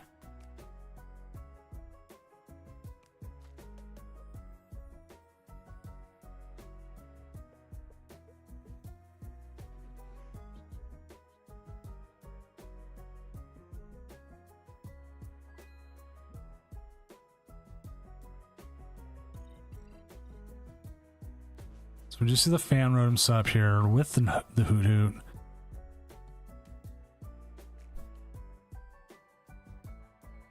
Oh, dude, I haven't played Digimon in forever. I did so much Digimon. Digimon playmats. I saw people buying the old ones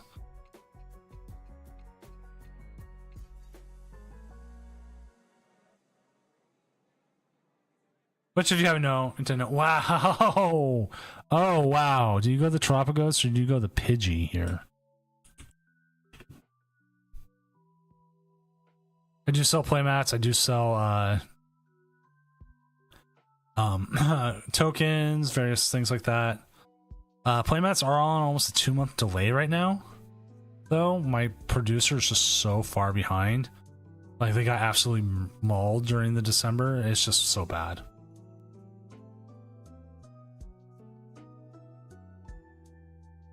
Like, I bothered them. I'm like, hey, where's my stuff? And they're like, we're still working on like November's orders.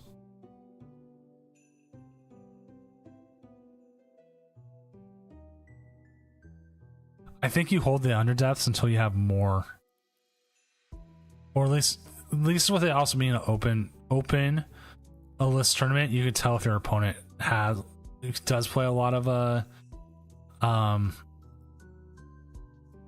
whatever the word I was looking for here, stadiums.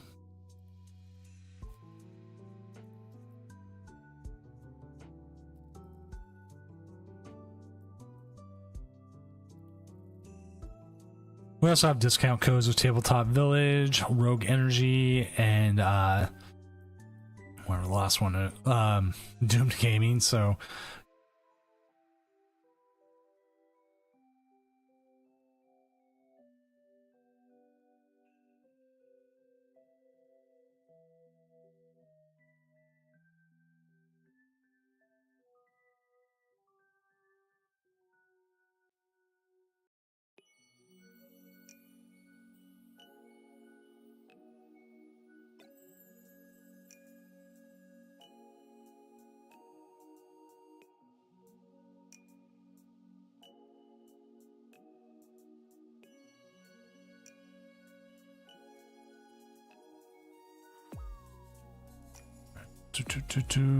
okay, we see they're playing the Badoo.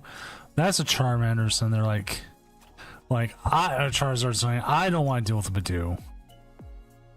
I'm going to go ahead and just take care of it.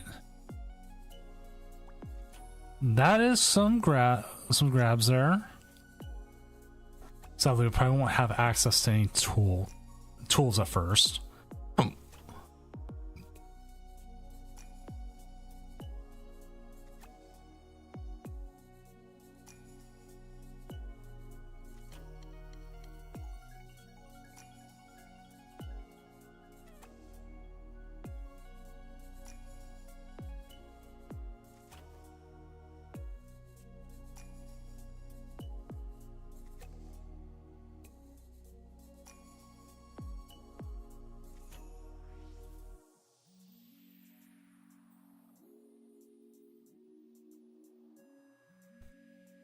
They get the Pidgeot set up. Now that is the question. Is it worth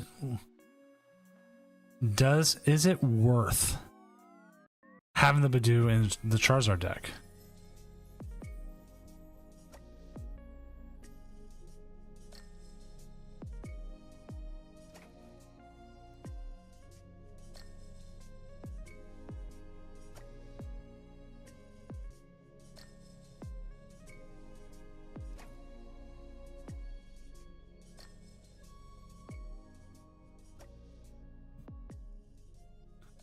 Can't use anything there. Now, surprise. Okay, here's another fun one. I have seen the fan rotoms take KOs on the Badoo. Like, but the problem we have right now is they have no access to items. Pretty decent hand, but no access to items.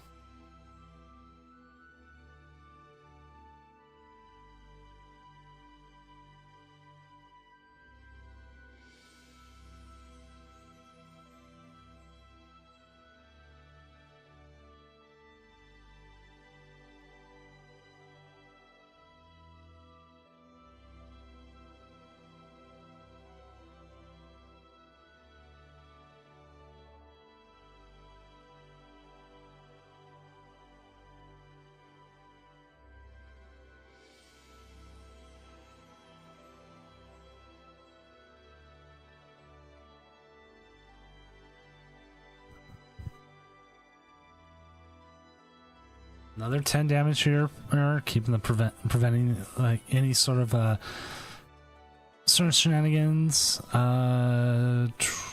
Do not see our Tropicos go down. Do see our Hoot Hoot.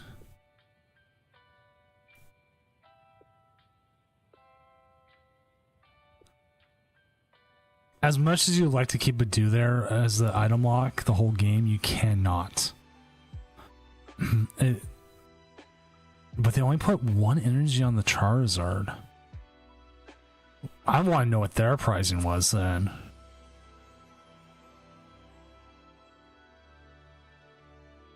Either they have the rest of their energy in hand, or they priced a lot of energy. That is one thing I'm always jealous of the IRL casters, is they get to see the pricing on the camera and know this information. And like what was it? There's 2 in the discard. Okay, we know that. 2, 3. They usually play 5 to 6.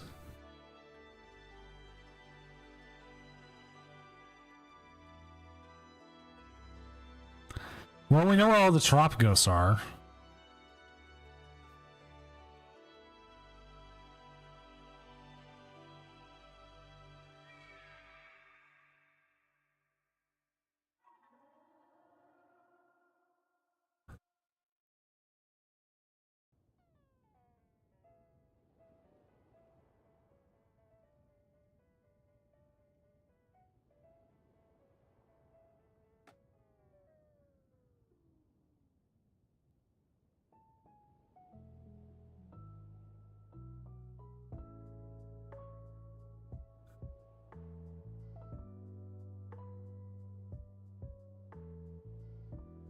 Now, chat, here's a question. If you're a Dragapult player, do you bring, is it worth bringing in, de-evolution into your deck? For, like, any matchup. Like, I don't know if it actually is worth it or not, but it feels like it might be.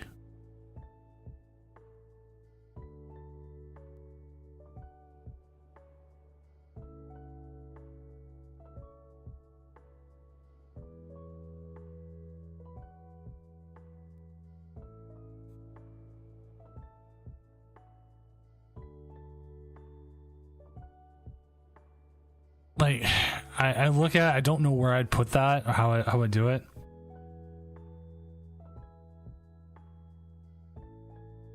Something. Like, yeah, I'm just not sure. Like, maybe it might be worth it, it might not be.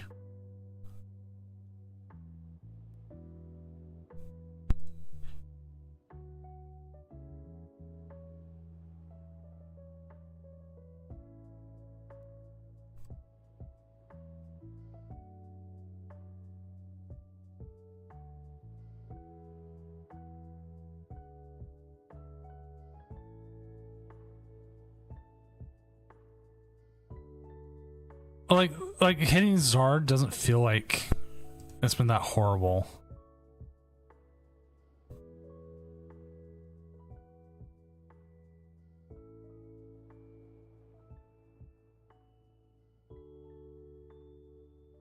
Hey, Jolly Flameman, are you still in chat?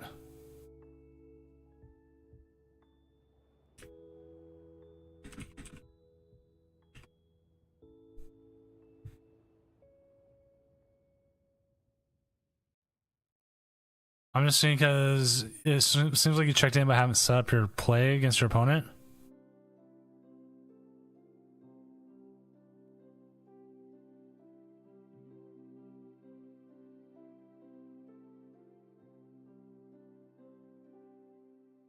Like, the version of Dragapult I'm playing, I'm trying to remember what Japanese list I pulled it off of.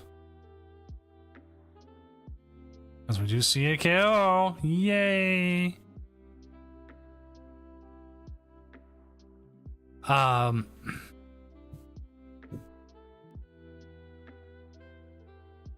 We only play 2 rare candies, but you play 2 Dusclops and 1 Dusknoir.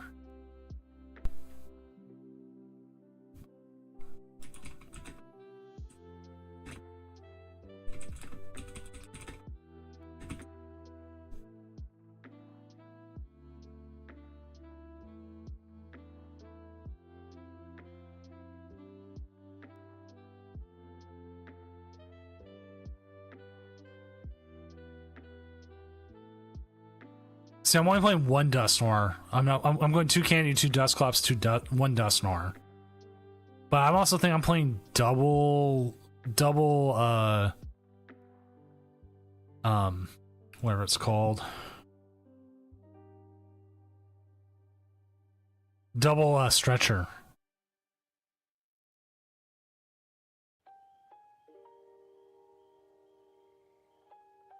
Because like looking at your list, Cash, my big difference is I go 4-4-2, 2 for the Dragapult line, 2-2-1 Dusknoir, got the Lumineon, got the 2 Badoos instead of 1, Fez, Radiant Alakazam, all good. For my supporters match, I think I cut 1 Ultra Ball. And I don't remember what I placed it with.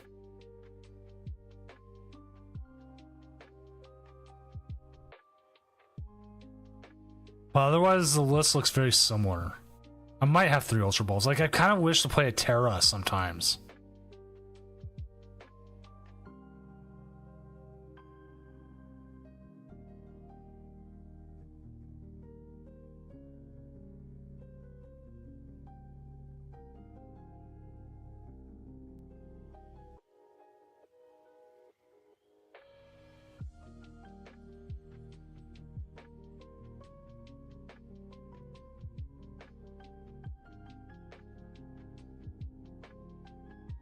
I don't know if it's a 2-deck format, but it definitely isn't. Lugia definitely feels like it's going to see a lot of good play.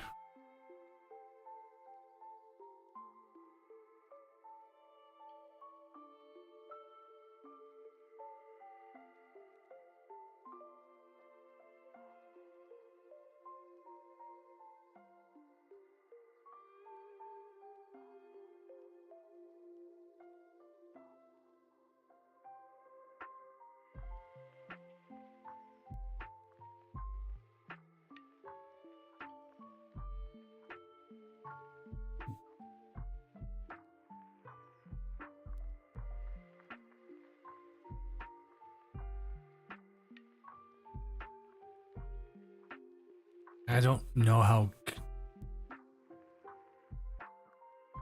I'm trying to figure out exactly what you do here, because like you like to Dusknoir this turn, maybe.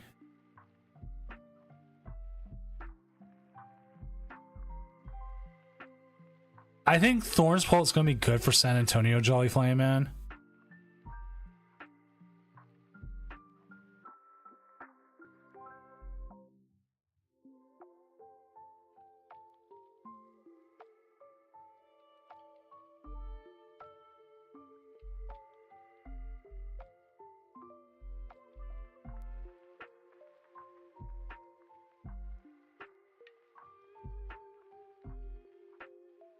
Archaludon is good.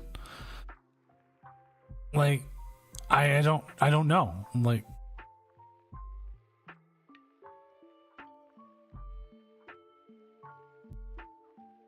oh yeah, no, Terapagos is a horrible matchup for Dragapult Iron Thorns. It's because all their abilities are. He's got to make a move here. You've got to make a move, Blazy. Just play. You just got to play a card.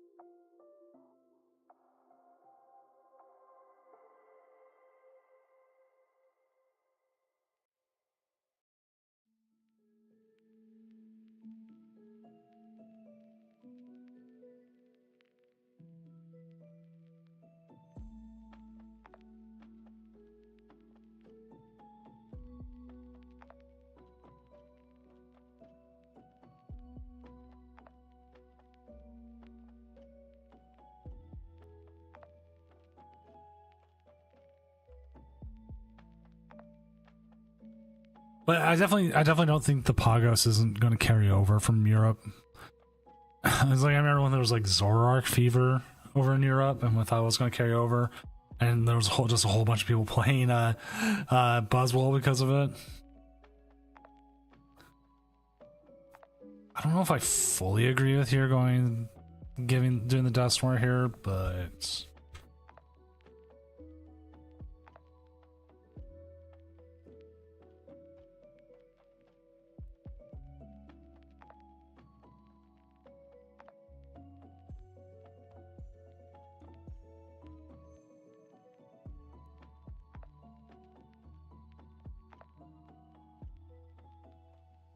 like, what's your out for 3 prizes this next turn?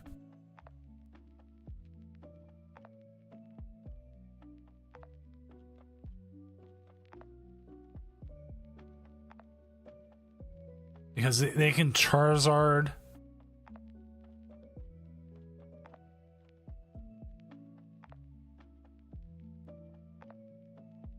Yeah, like, I'm not too sure about that Dusknoir there. But then again, though, he still KO'd you back. So it was a very rough spot to be in. I don't think you wanted to be in that spot at all.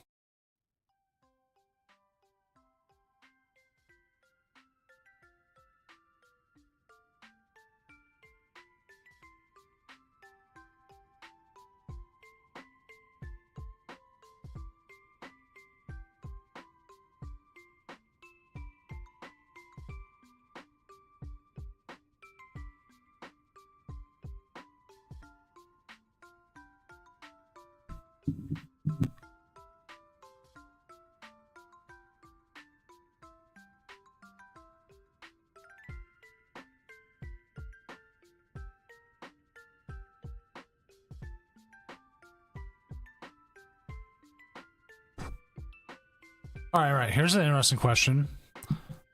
Do you Pheasantipity first, or do you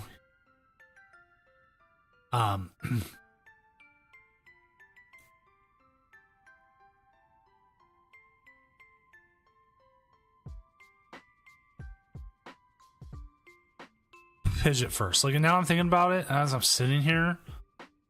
I really think Blazy might have should have, could have, would have held on to that Dusknoir just for one more turn, because there's a possibility of like I feel like there could have been Briar play, maybe.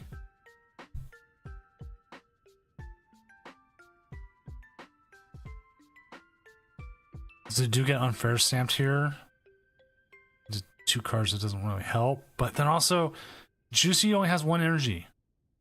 And they have to be able to find something else. And now if they don't, Tropicos can go ahead and do his thing.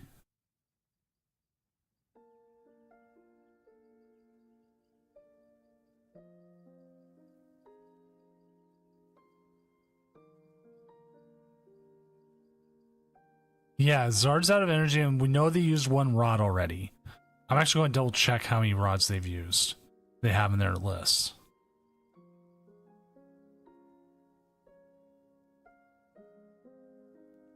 They play 5 and 1. 5 basic, 1 mist.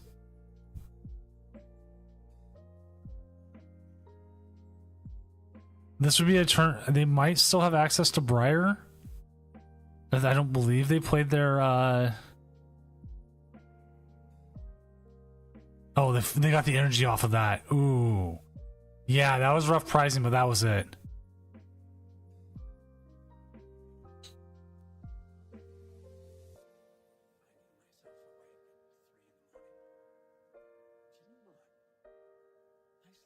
Well, let's talk about that. Like, the Polt, I thought about that. Like, I know I talked like, what's the difference between the two? Which one's better?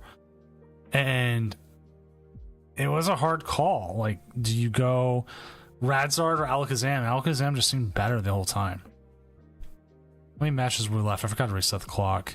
7 minutes left, 4 matches. Let's go ahead and update our standings to where everyone's at. I'm not big on the mist energy.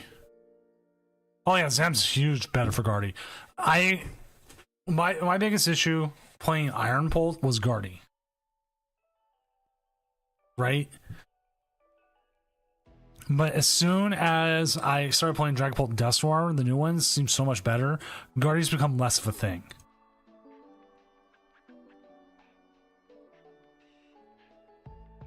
Wow, a whole bunch of the images broke. There it goes.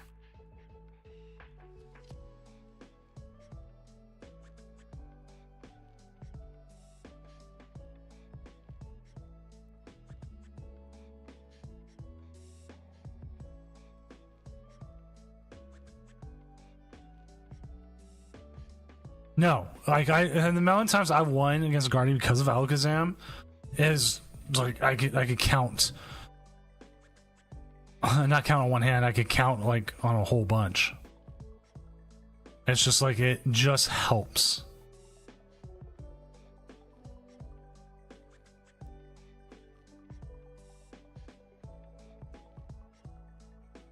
Like I've had the extra damage out there, and then like they try to KO me with a Drifloon, and then I can KO the Drifloon move around, or I can move the Drifloon stuff off there, and like just do so much more. It just feels like the biggest issue you run into as Dragapult against them is what's the word I'm looking for here? Monkey Dory. Monkey Dory makes it so much more difficult for Dragapult decks.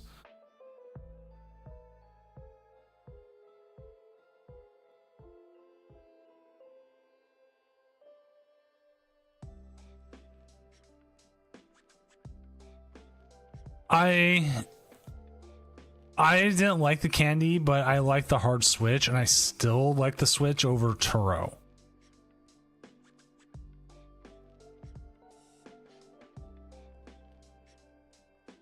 Because I feel most of the time you need the switch. You have an easier time finding it with what's the word I'm looking for here? Arvin than you are trying to find Turo. Which also, last match is done. Let's go ahead and get on to round 5. 2 more rounds left. We gotta find a match for this.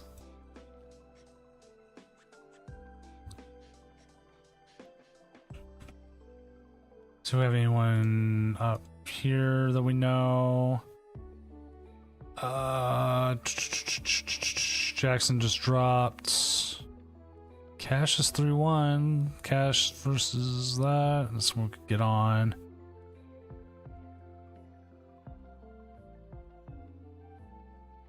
Paparazzi's 2. A lot of drops tonight. This is like, again, like I said, this is like the hardest thing. Let's do the cash.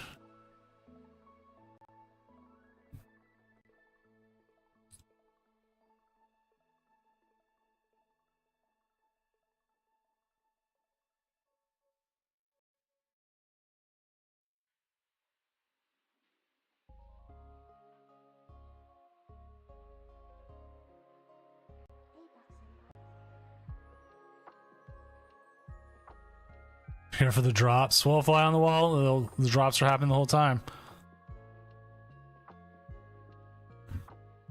That is what they're here for. I remember when we used to not get drops with like new sets on Twitch, and just so many creators were like, come on, you've got to do it. It's such an easy win for Pokemon. Just get the drops, get it going. Like, I actually still have to redeem mine.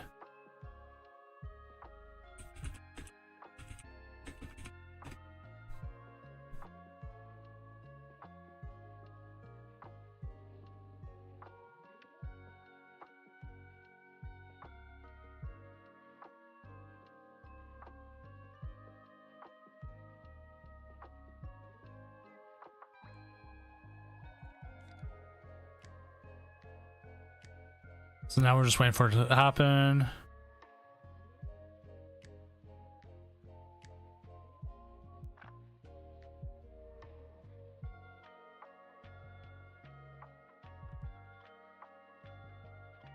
Like all these Paradox Rift boosters and stuff, I think are still have no expiration. I don't remember if I actually redeemed them or not.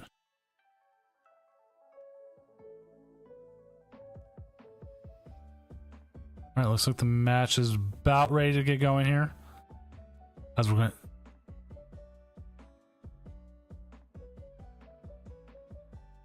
I had an issue with EUIC, not EUIC, the last internationals drops. I watched everything. I was there. And it never gave me the deck boxes or anything. But I got like the world's deck box and everything. This feel. That was fun. But I didn't get the others, and it weirded me out.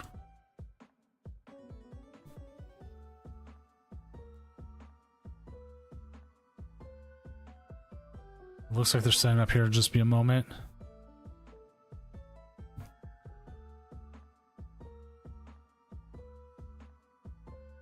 I announced it. Round 5 was up. Yep. Just make sure.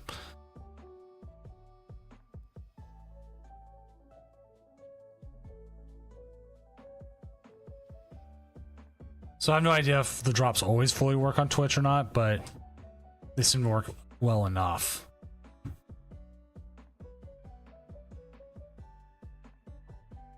Squirrel, you can be if you want to. It is completely 100% optional if you want to be on a VC or not. If you are, I can watch games easier. And automatically, if you're in a VC, or technically even if you're streaming Twitch, I'll allow it. You get an extra 5 minutes automatically. Because I can go watch your game and make sure things are happening, or if a judge call comes up, kind of thing.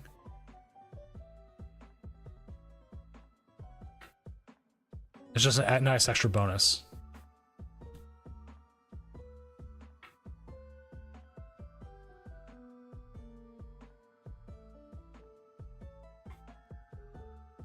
Especially like the better record you have, usually the more likely I'm to watch your game. Because people want to watch the good records. Like,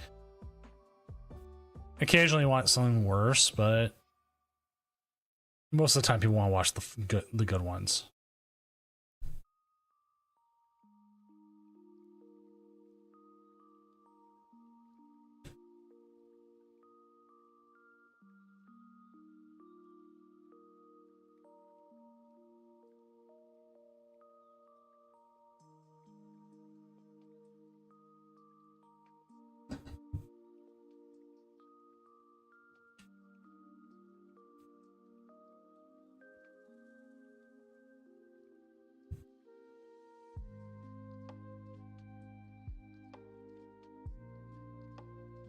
Well, we just see a Badoo set up on the other end.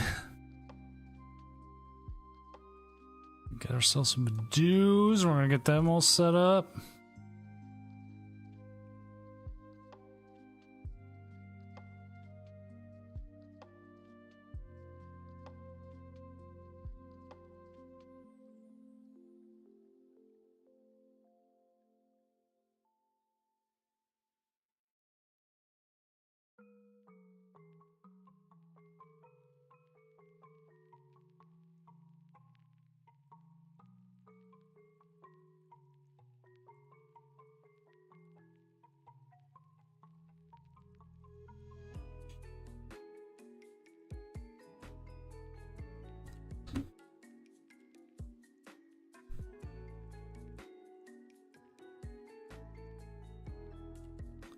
Well, this is the benefit where Dragapult has, even though it might be a Badoo staring match here. Which I just realized, that's Fuecoco. What is this deck?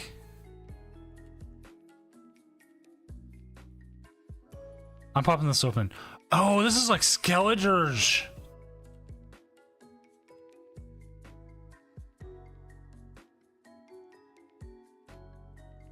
This is Skelligers in this. Oh, okay. Okay.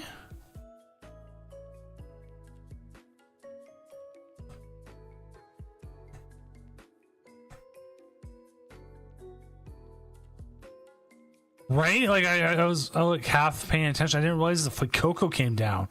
I was like, oh, he's doing the Skelligers.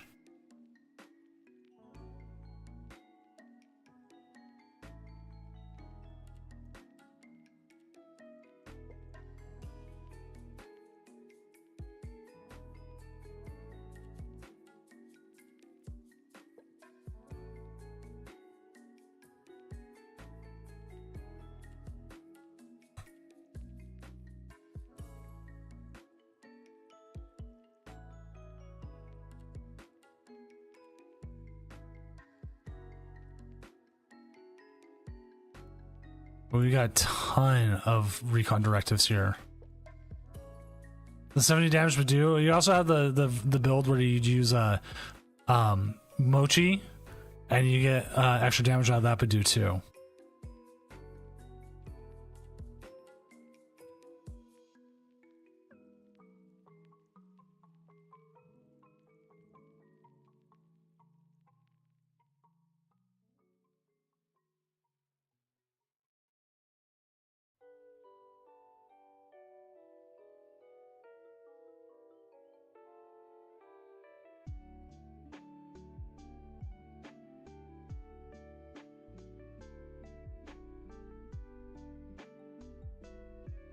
So if you're going to get a Badoo match off, I mean, 70 damage Badoo.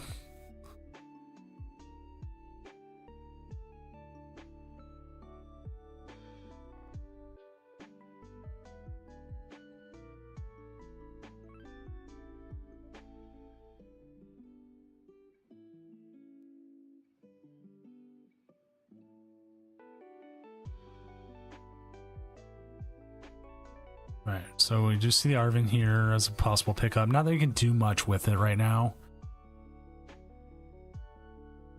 Iono might be a good play. We'll draw you 6 more. Could possibly set you up. Phoenix is what happens. I had a game earlier today I played where I itchy pollen for 7 turns in a row. Where all I was trying to do was get something.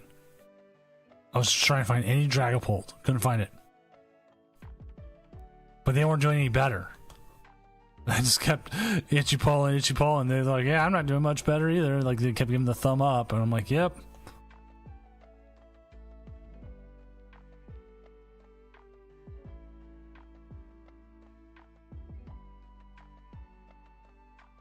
We're currently on what, 5 between the two?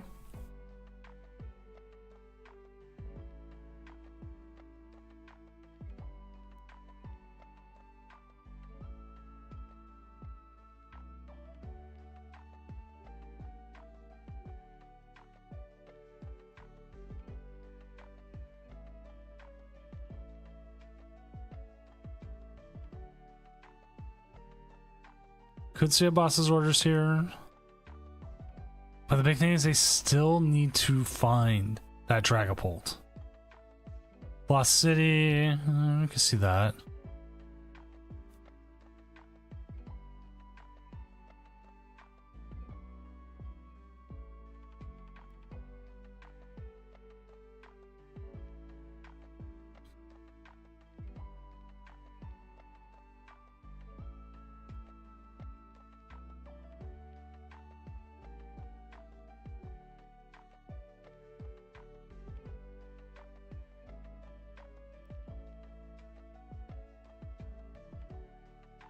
Okay, we just see we're going to see a knockout there on the Badoo.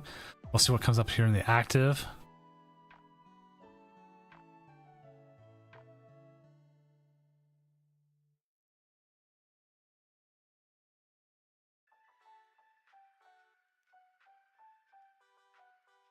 Do you have the Dragapult? You could attach the... I mean, you have to attach the crystal here.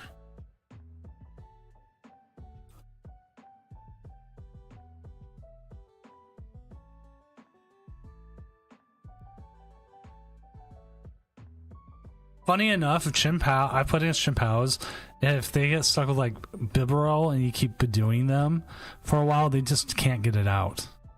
Which sounds horrible, but it's the truth. Will we see a city here? Probably if we see a city... I don't know what you can knock off if you're getting citied here. Possibly the Fuecoco, but you kind of want that build up. Oh, we do see a hit the hit, and we'll see the Iono here. Yes, we will. A little surprised how it goes here. The games we've had on tonight have been pretty good.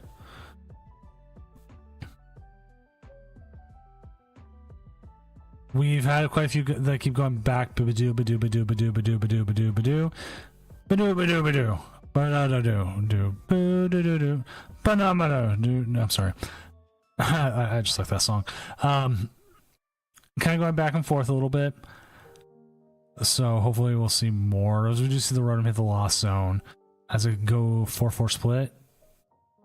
And get a Lance off that. I actually have to find my Lances. I swear I have a whole bunch of them. But that means I have to go through all my bulk because Silver Tempest wasn't separated. Like I do my bulk now. Oh, there's the Skeledirge.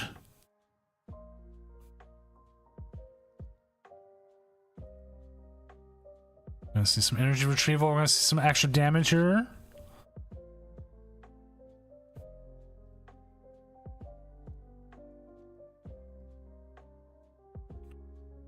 See the knocked out. They're gonna go after someone on the bench, or we're gonna see a little bit of something else. What's the play?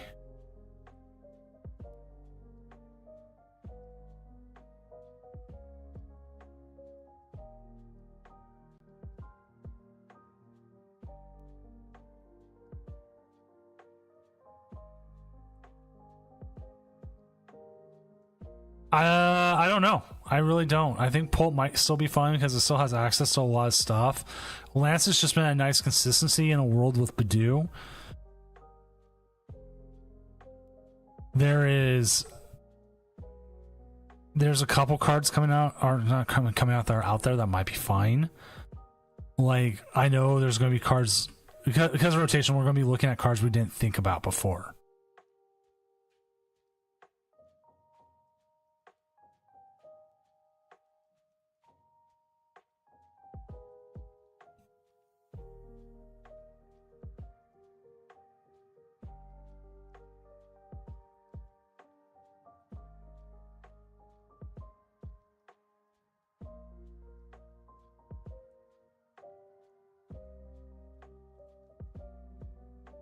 Yeah, Thorin's gonna be hard, a real hard hit on some of these decks. Like Archaludon's gonna hurt.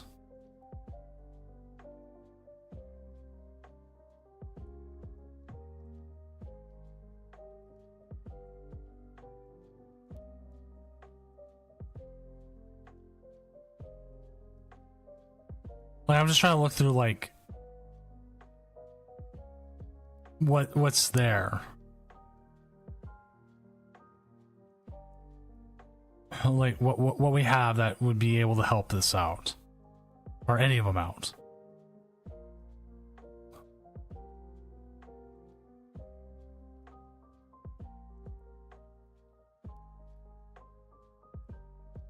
Like, will we see more Cypher Maniacs code breaking played?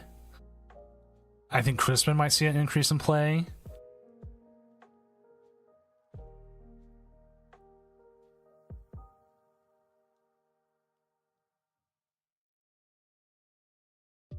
Like, I don't fully know. Like, I'm gonna look up by regulation.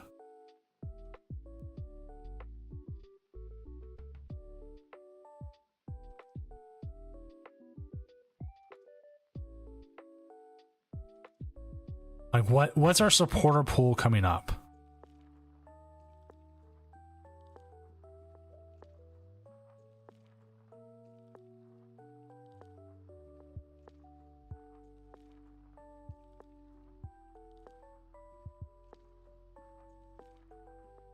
Like, I don't know if Surfer might see some more play because it's kind of like Birdkeeper. I'm a little surprised. Cyrano might see more play.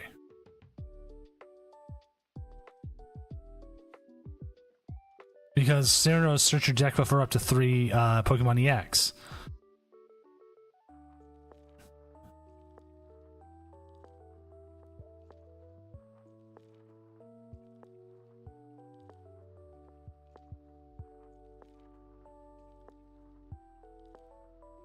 So, I mean, that could be a good one. I don't think Kofu's going to really see play. Zrosic might. Color's Tenacity might see an increase in play just because you can find Stadium and Energy that way. Maybe.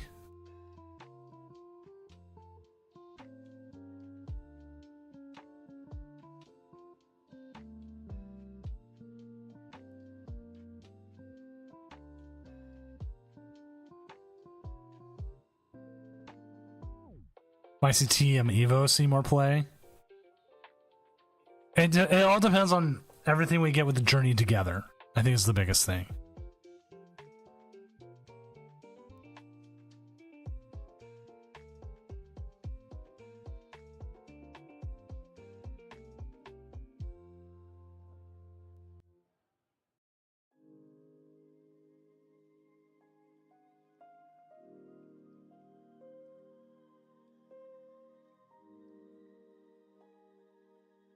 Will Arvin still be without? Arvin should still be playable without Forest Seal Stone.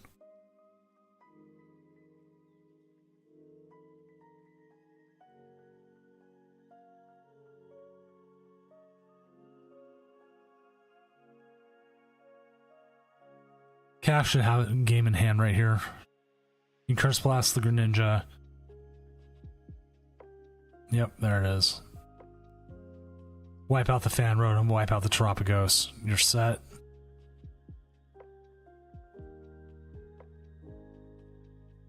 Because, like, again, this is where, like, TM Evo, or if you're playing Dragapult, you can still grab your energy stuff. Like, there's just so many other things you could do. Research will still see play. Iona will still see play.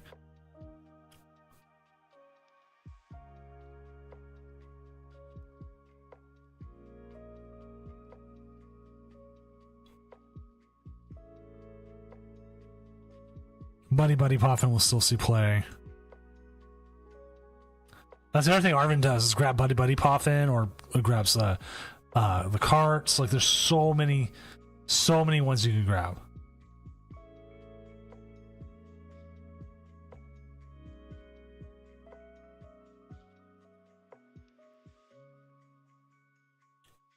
Like, here, I'll even pop up everything I'm looking at right now. Don't know how much like Erica's Invitation will still be played. This is what's staying in format.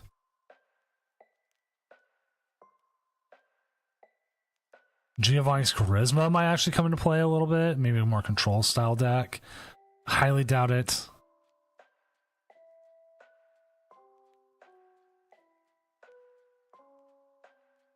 Poppy might see something.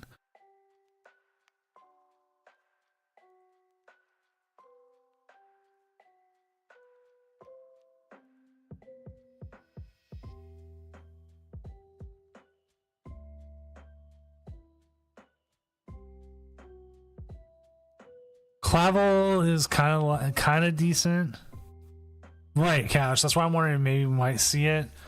Like, say Dragapult mirror match, Giovanni's actually pretty good. I don't think we'll see Miriam seeing play, even though we did when the format first started. But then we got Super Rod.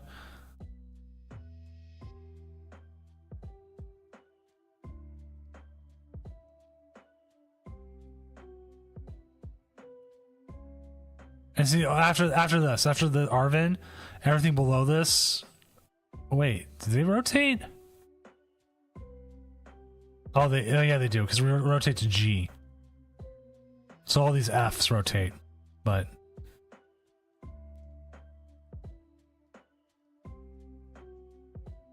right.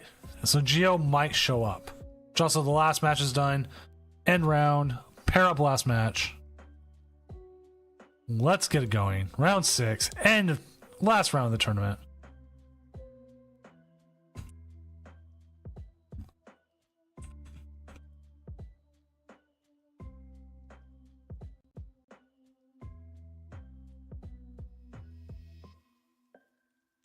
And we do have, as our last round match here, we do have Squirrel at 4-1, I believe, going up against Cash again. But we'll see from a different side. I was just like, here's somebody who's streaming. Somebody new, and it's like, yeah, we're playing against Cash. Oh well, happens.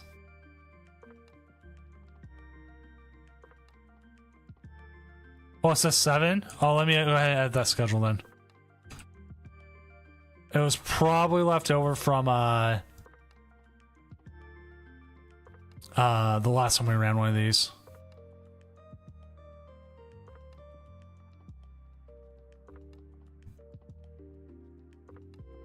Oh, you're right.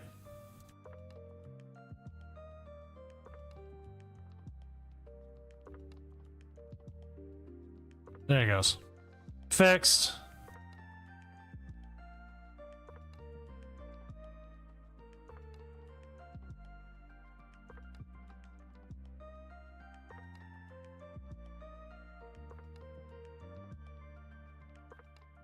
Well, no, thank you for pointing that out, because otherwise I would end the round and we went to a round 7. I've been like, what?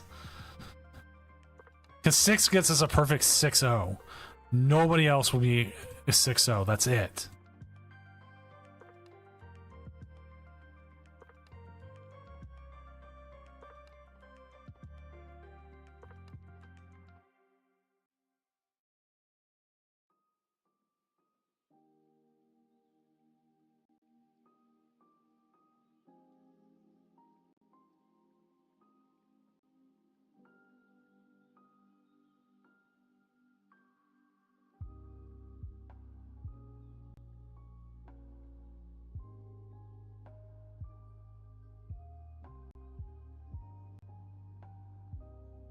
Jeff, which one are you? Arc Arma? Let me check. Yeah, actually, we'll see. Make sure I'm here with Squirrel and make sure they're able to. They did just. There it goes. There it goes. All right. Because if this game finishes fast, we can jump over to your game and see how it's going.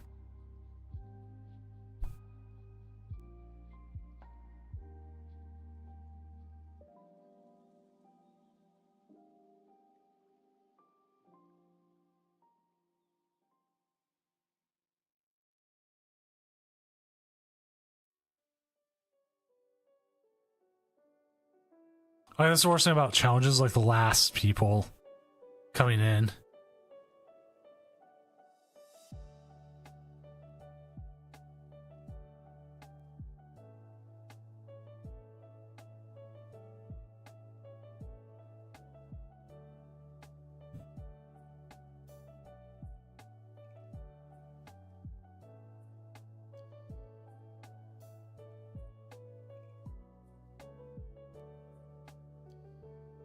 Now this is, I believe, Palkia Greninja that we're seeing. I want to double check their list real quick. Yes, Palkia Greninja with the Dusknoir line.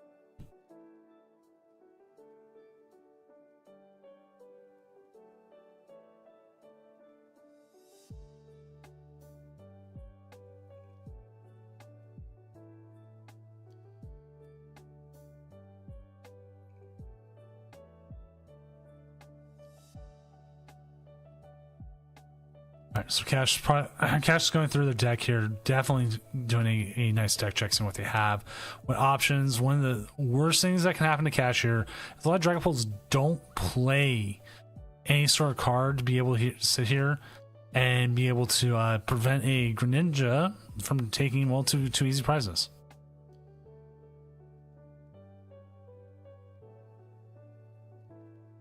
What's up, Quarantine Dad? We're doing pretty well here. We're here round 6 of the Challenge of Doom as we're watching Squirrel here go up against Cash. This is a Palkia Dusknoir deck going up against Dragapult Dusknoir. A lot of Dusknoirs.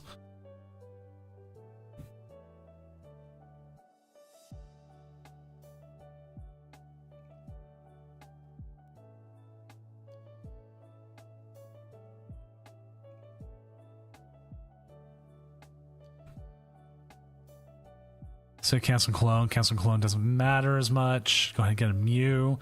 Get yourselves a little bit more built up here. The biggest issue they're running into now is, are they going to be able to get that Greninja in the active, and will they have enough energy in the discard?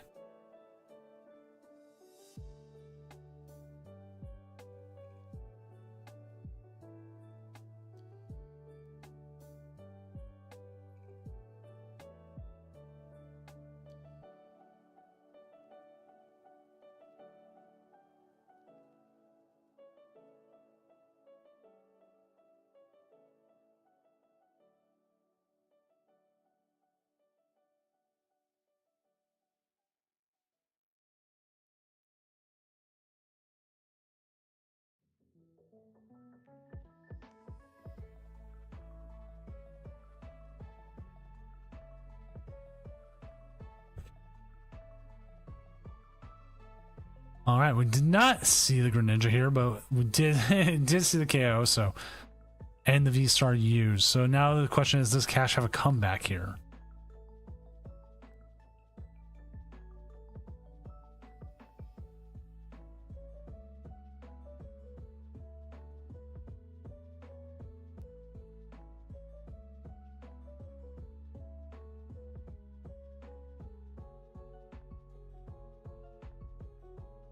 Oh, we got a whole bunch of new products announced here recently. Iono's Belly Bolt EX collection coming with an Iono stand. We got a new Lenticular Charizard card coming out.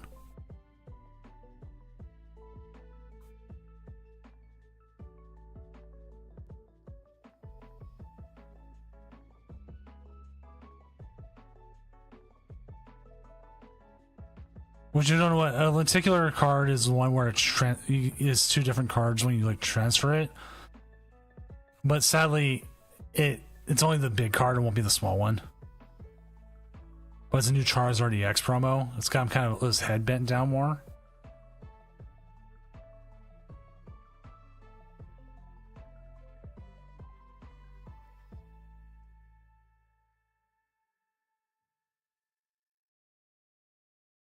And they have cool lenticular posters, which I actually have one of those lenticular posters.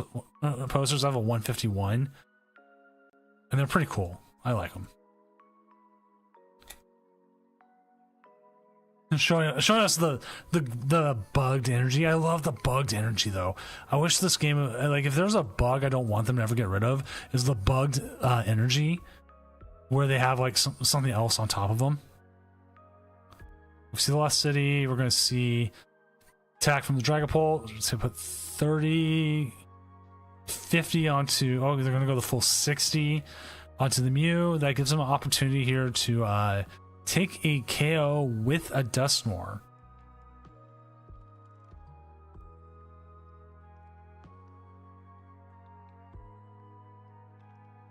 We're gonna see a possibility here of a Prime Catcher into the Luminion and get 2 prizes here, or alternatively, you just take the hit that you possibly can into the active.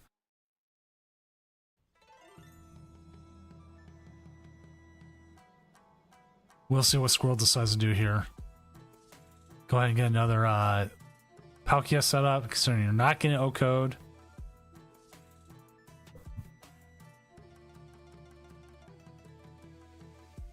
Two wheels, Nate? I don't know, but that's how it happens sometimes.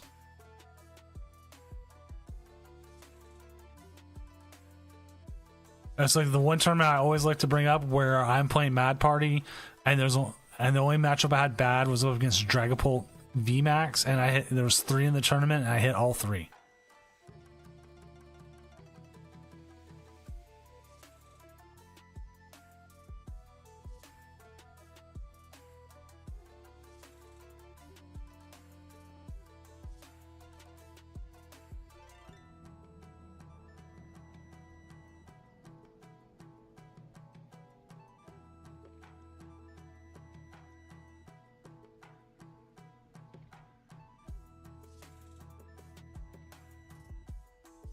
And sometimes it's just your bad luck. Like, I had one League Cup. There was one Quad Thorns in the whole room. And I'm playing Lugia, and I hit it first round. I was like, cool. That was great. What Cash needs to find right now is they need to find energy.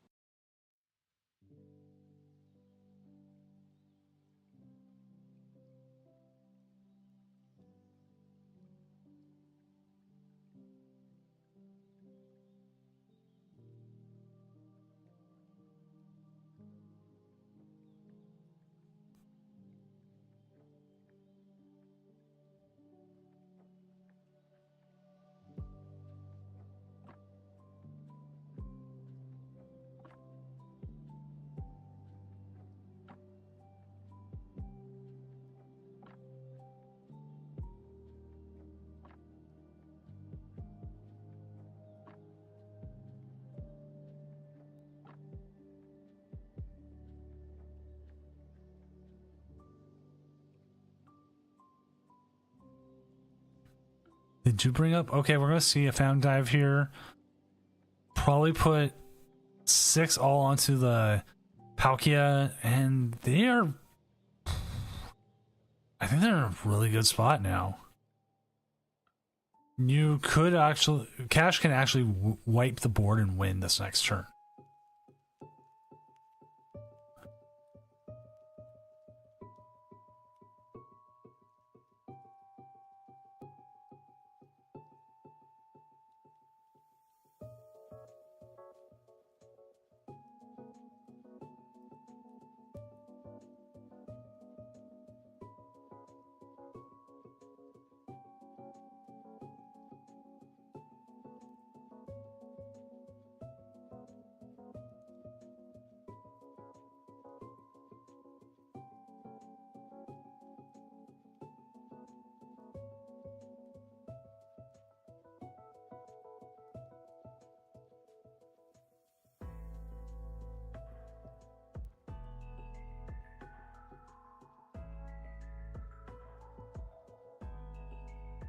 Alright, so they're trying to debate here what they want to do. You could. I don't think Duskull is something you want to put down. Probably get rid of the Lost City is a good idea, considering you're going to KO this Dragapult. Dragapult's not going to survive. There's no reason to get rid of the crystal.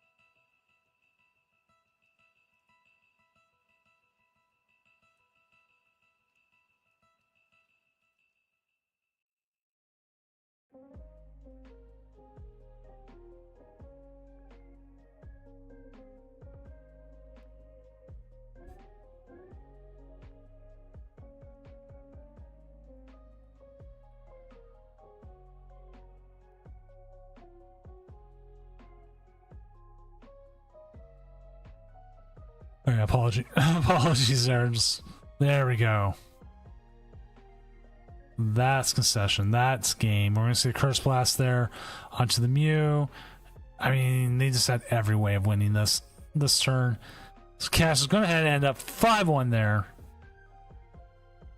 Let's go ahead and see if we got any other games going that we can jump to real quick. To have Drax going. Let's see what Drax's game is going like. Let's just get ourselves another game going. This is the Arc Armor Rouge, which is actually still in a very early spot of the game. So let's go ahead and jump over there. Go ahead and just turn names off. Sorry. Meant to cut that differently.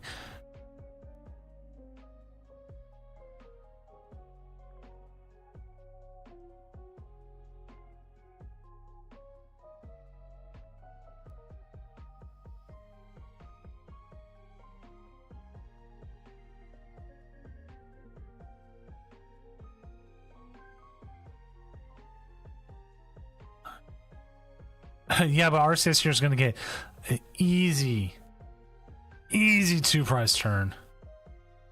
4-prize turn here from the Dragapult.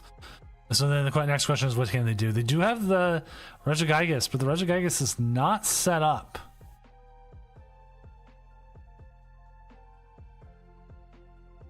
Oh, wait.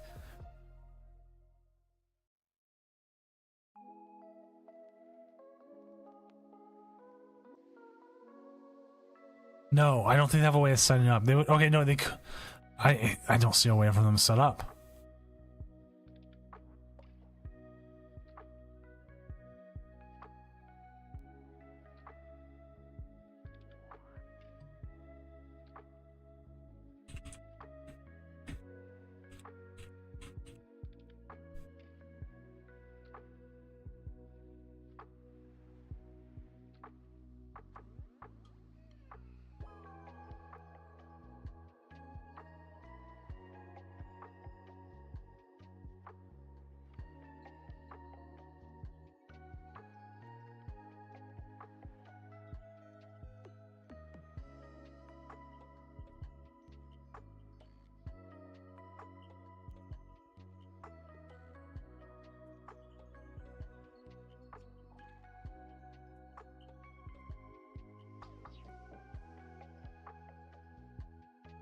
I mean, you could try and countercatcher here the Radiant Alakazam. Just try and get something stuck in there. Move some of that damage off. You could get a Bidoof KO there. Bidoof KO. There you go. Bidoof's KO'd. I get you another prize.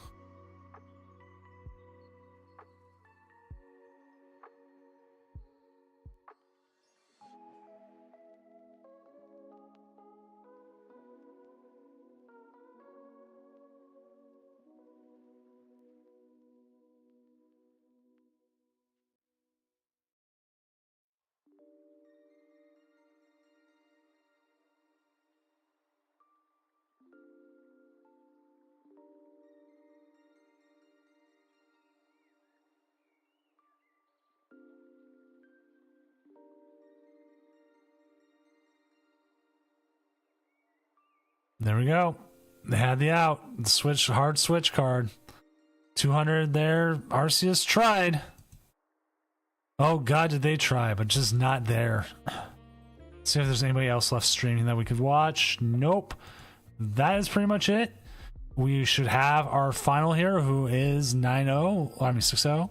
Let's go and check, as we have 2 matches left. And our 6-0 is Doof Adder with Miraidon. Miraidon taking the challenge of Doom tonight. We talked it down a little bit. We're like, oh, no. Miraidon can't do it. Miraidon did it. And look what they played against. Okay, they played against Gardevoir. Dragapult, Iron Thorns. Charizard, Pidgeot. Regidrago. Like, they took it all. Like, some of those matchups seem to be bad. They were able to take it all. So our top 8 goes Doof Adder with Miraidon, Alorel with Regidrago, Hyper TK, Turbo Roy Cash coming in with the Dragapult Dusknoir, Eliminax with the Dragapult Dusknoir, Tan Wen King with Lugia Archeops still out there, Jesus Rafael Ortiz Luna with Gardevoir, and Blazy36 coming with the Tropicos Dusknoir to finalize our top 8 there. This, with that, we're going to get ready to call it a night. Let's go see who is out there, because the last couple matches, the standings should not change. There should be no reason they change. And let's see who is streaming tonight that we can head off to. Oh, we got Paparazzi. Paparazzi's always a good person to go run off to. I don't know if they're going to sleep or anything. I think you just had a slow enough start that nothing much could have done there. But again, with that, we're gonna call it a night. I'll be back Friday. I'm trying to remember who we have on Friday. Let me double check real quick. Friday is Emmy should be back, and we'll talk to San Antonio and some other stuff. Again, thank you for all coming and playing. I will see you Friday, and have a good rest of your night.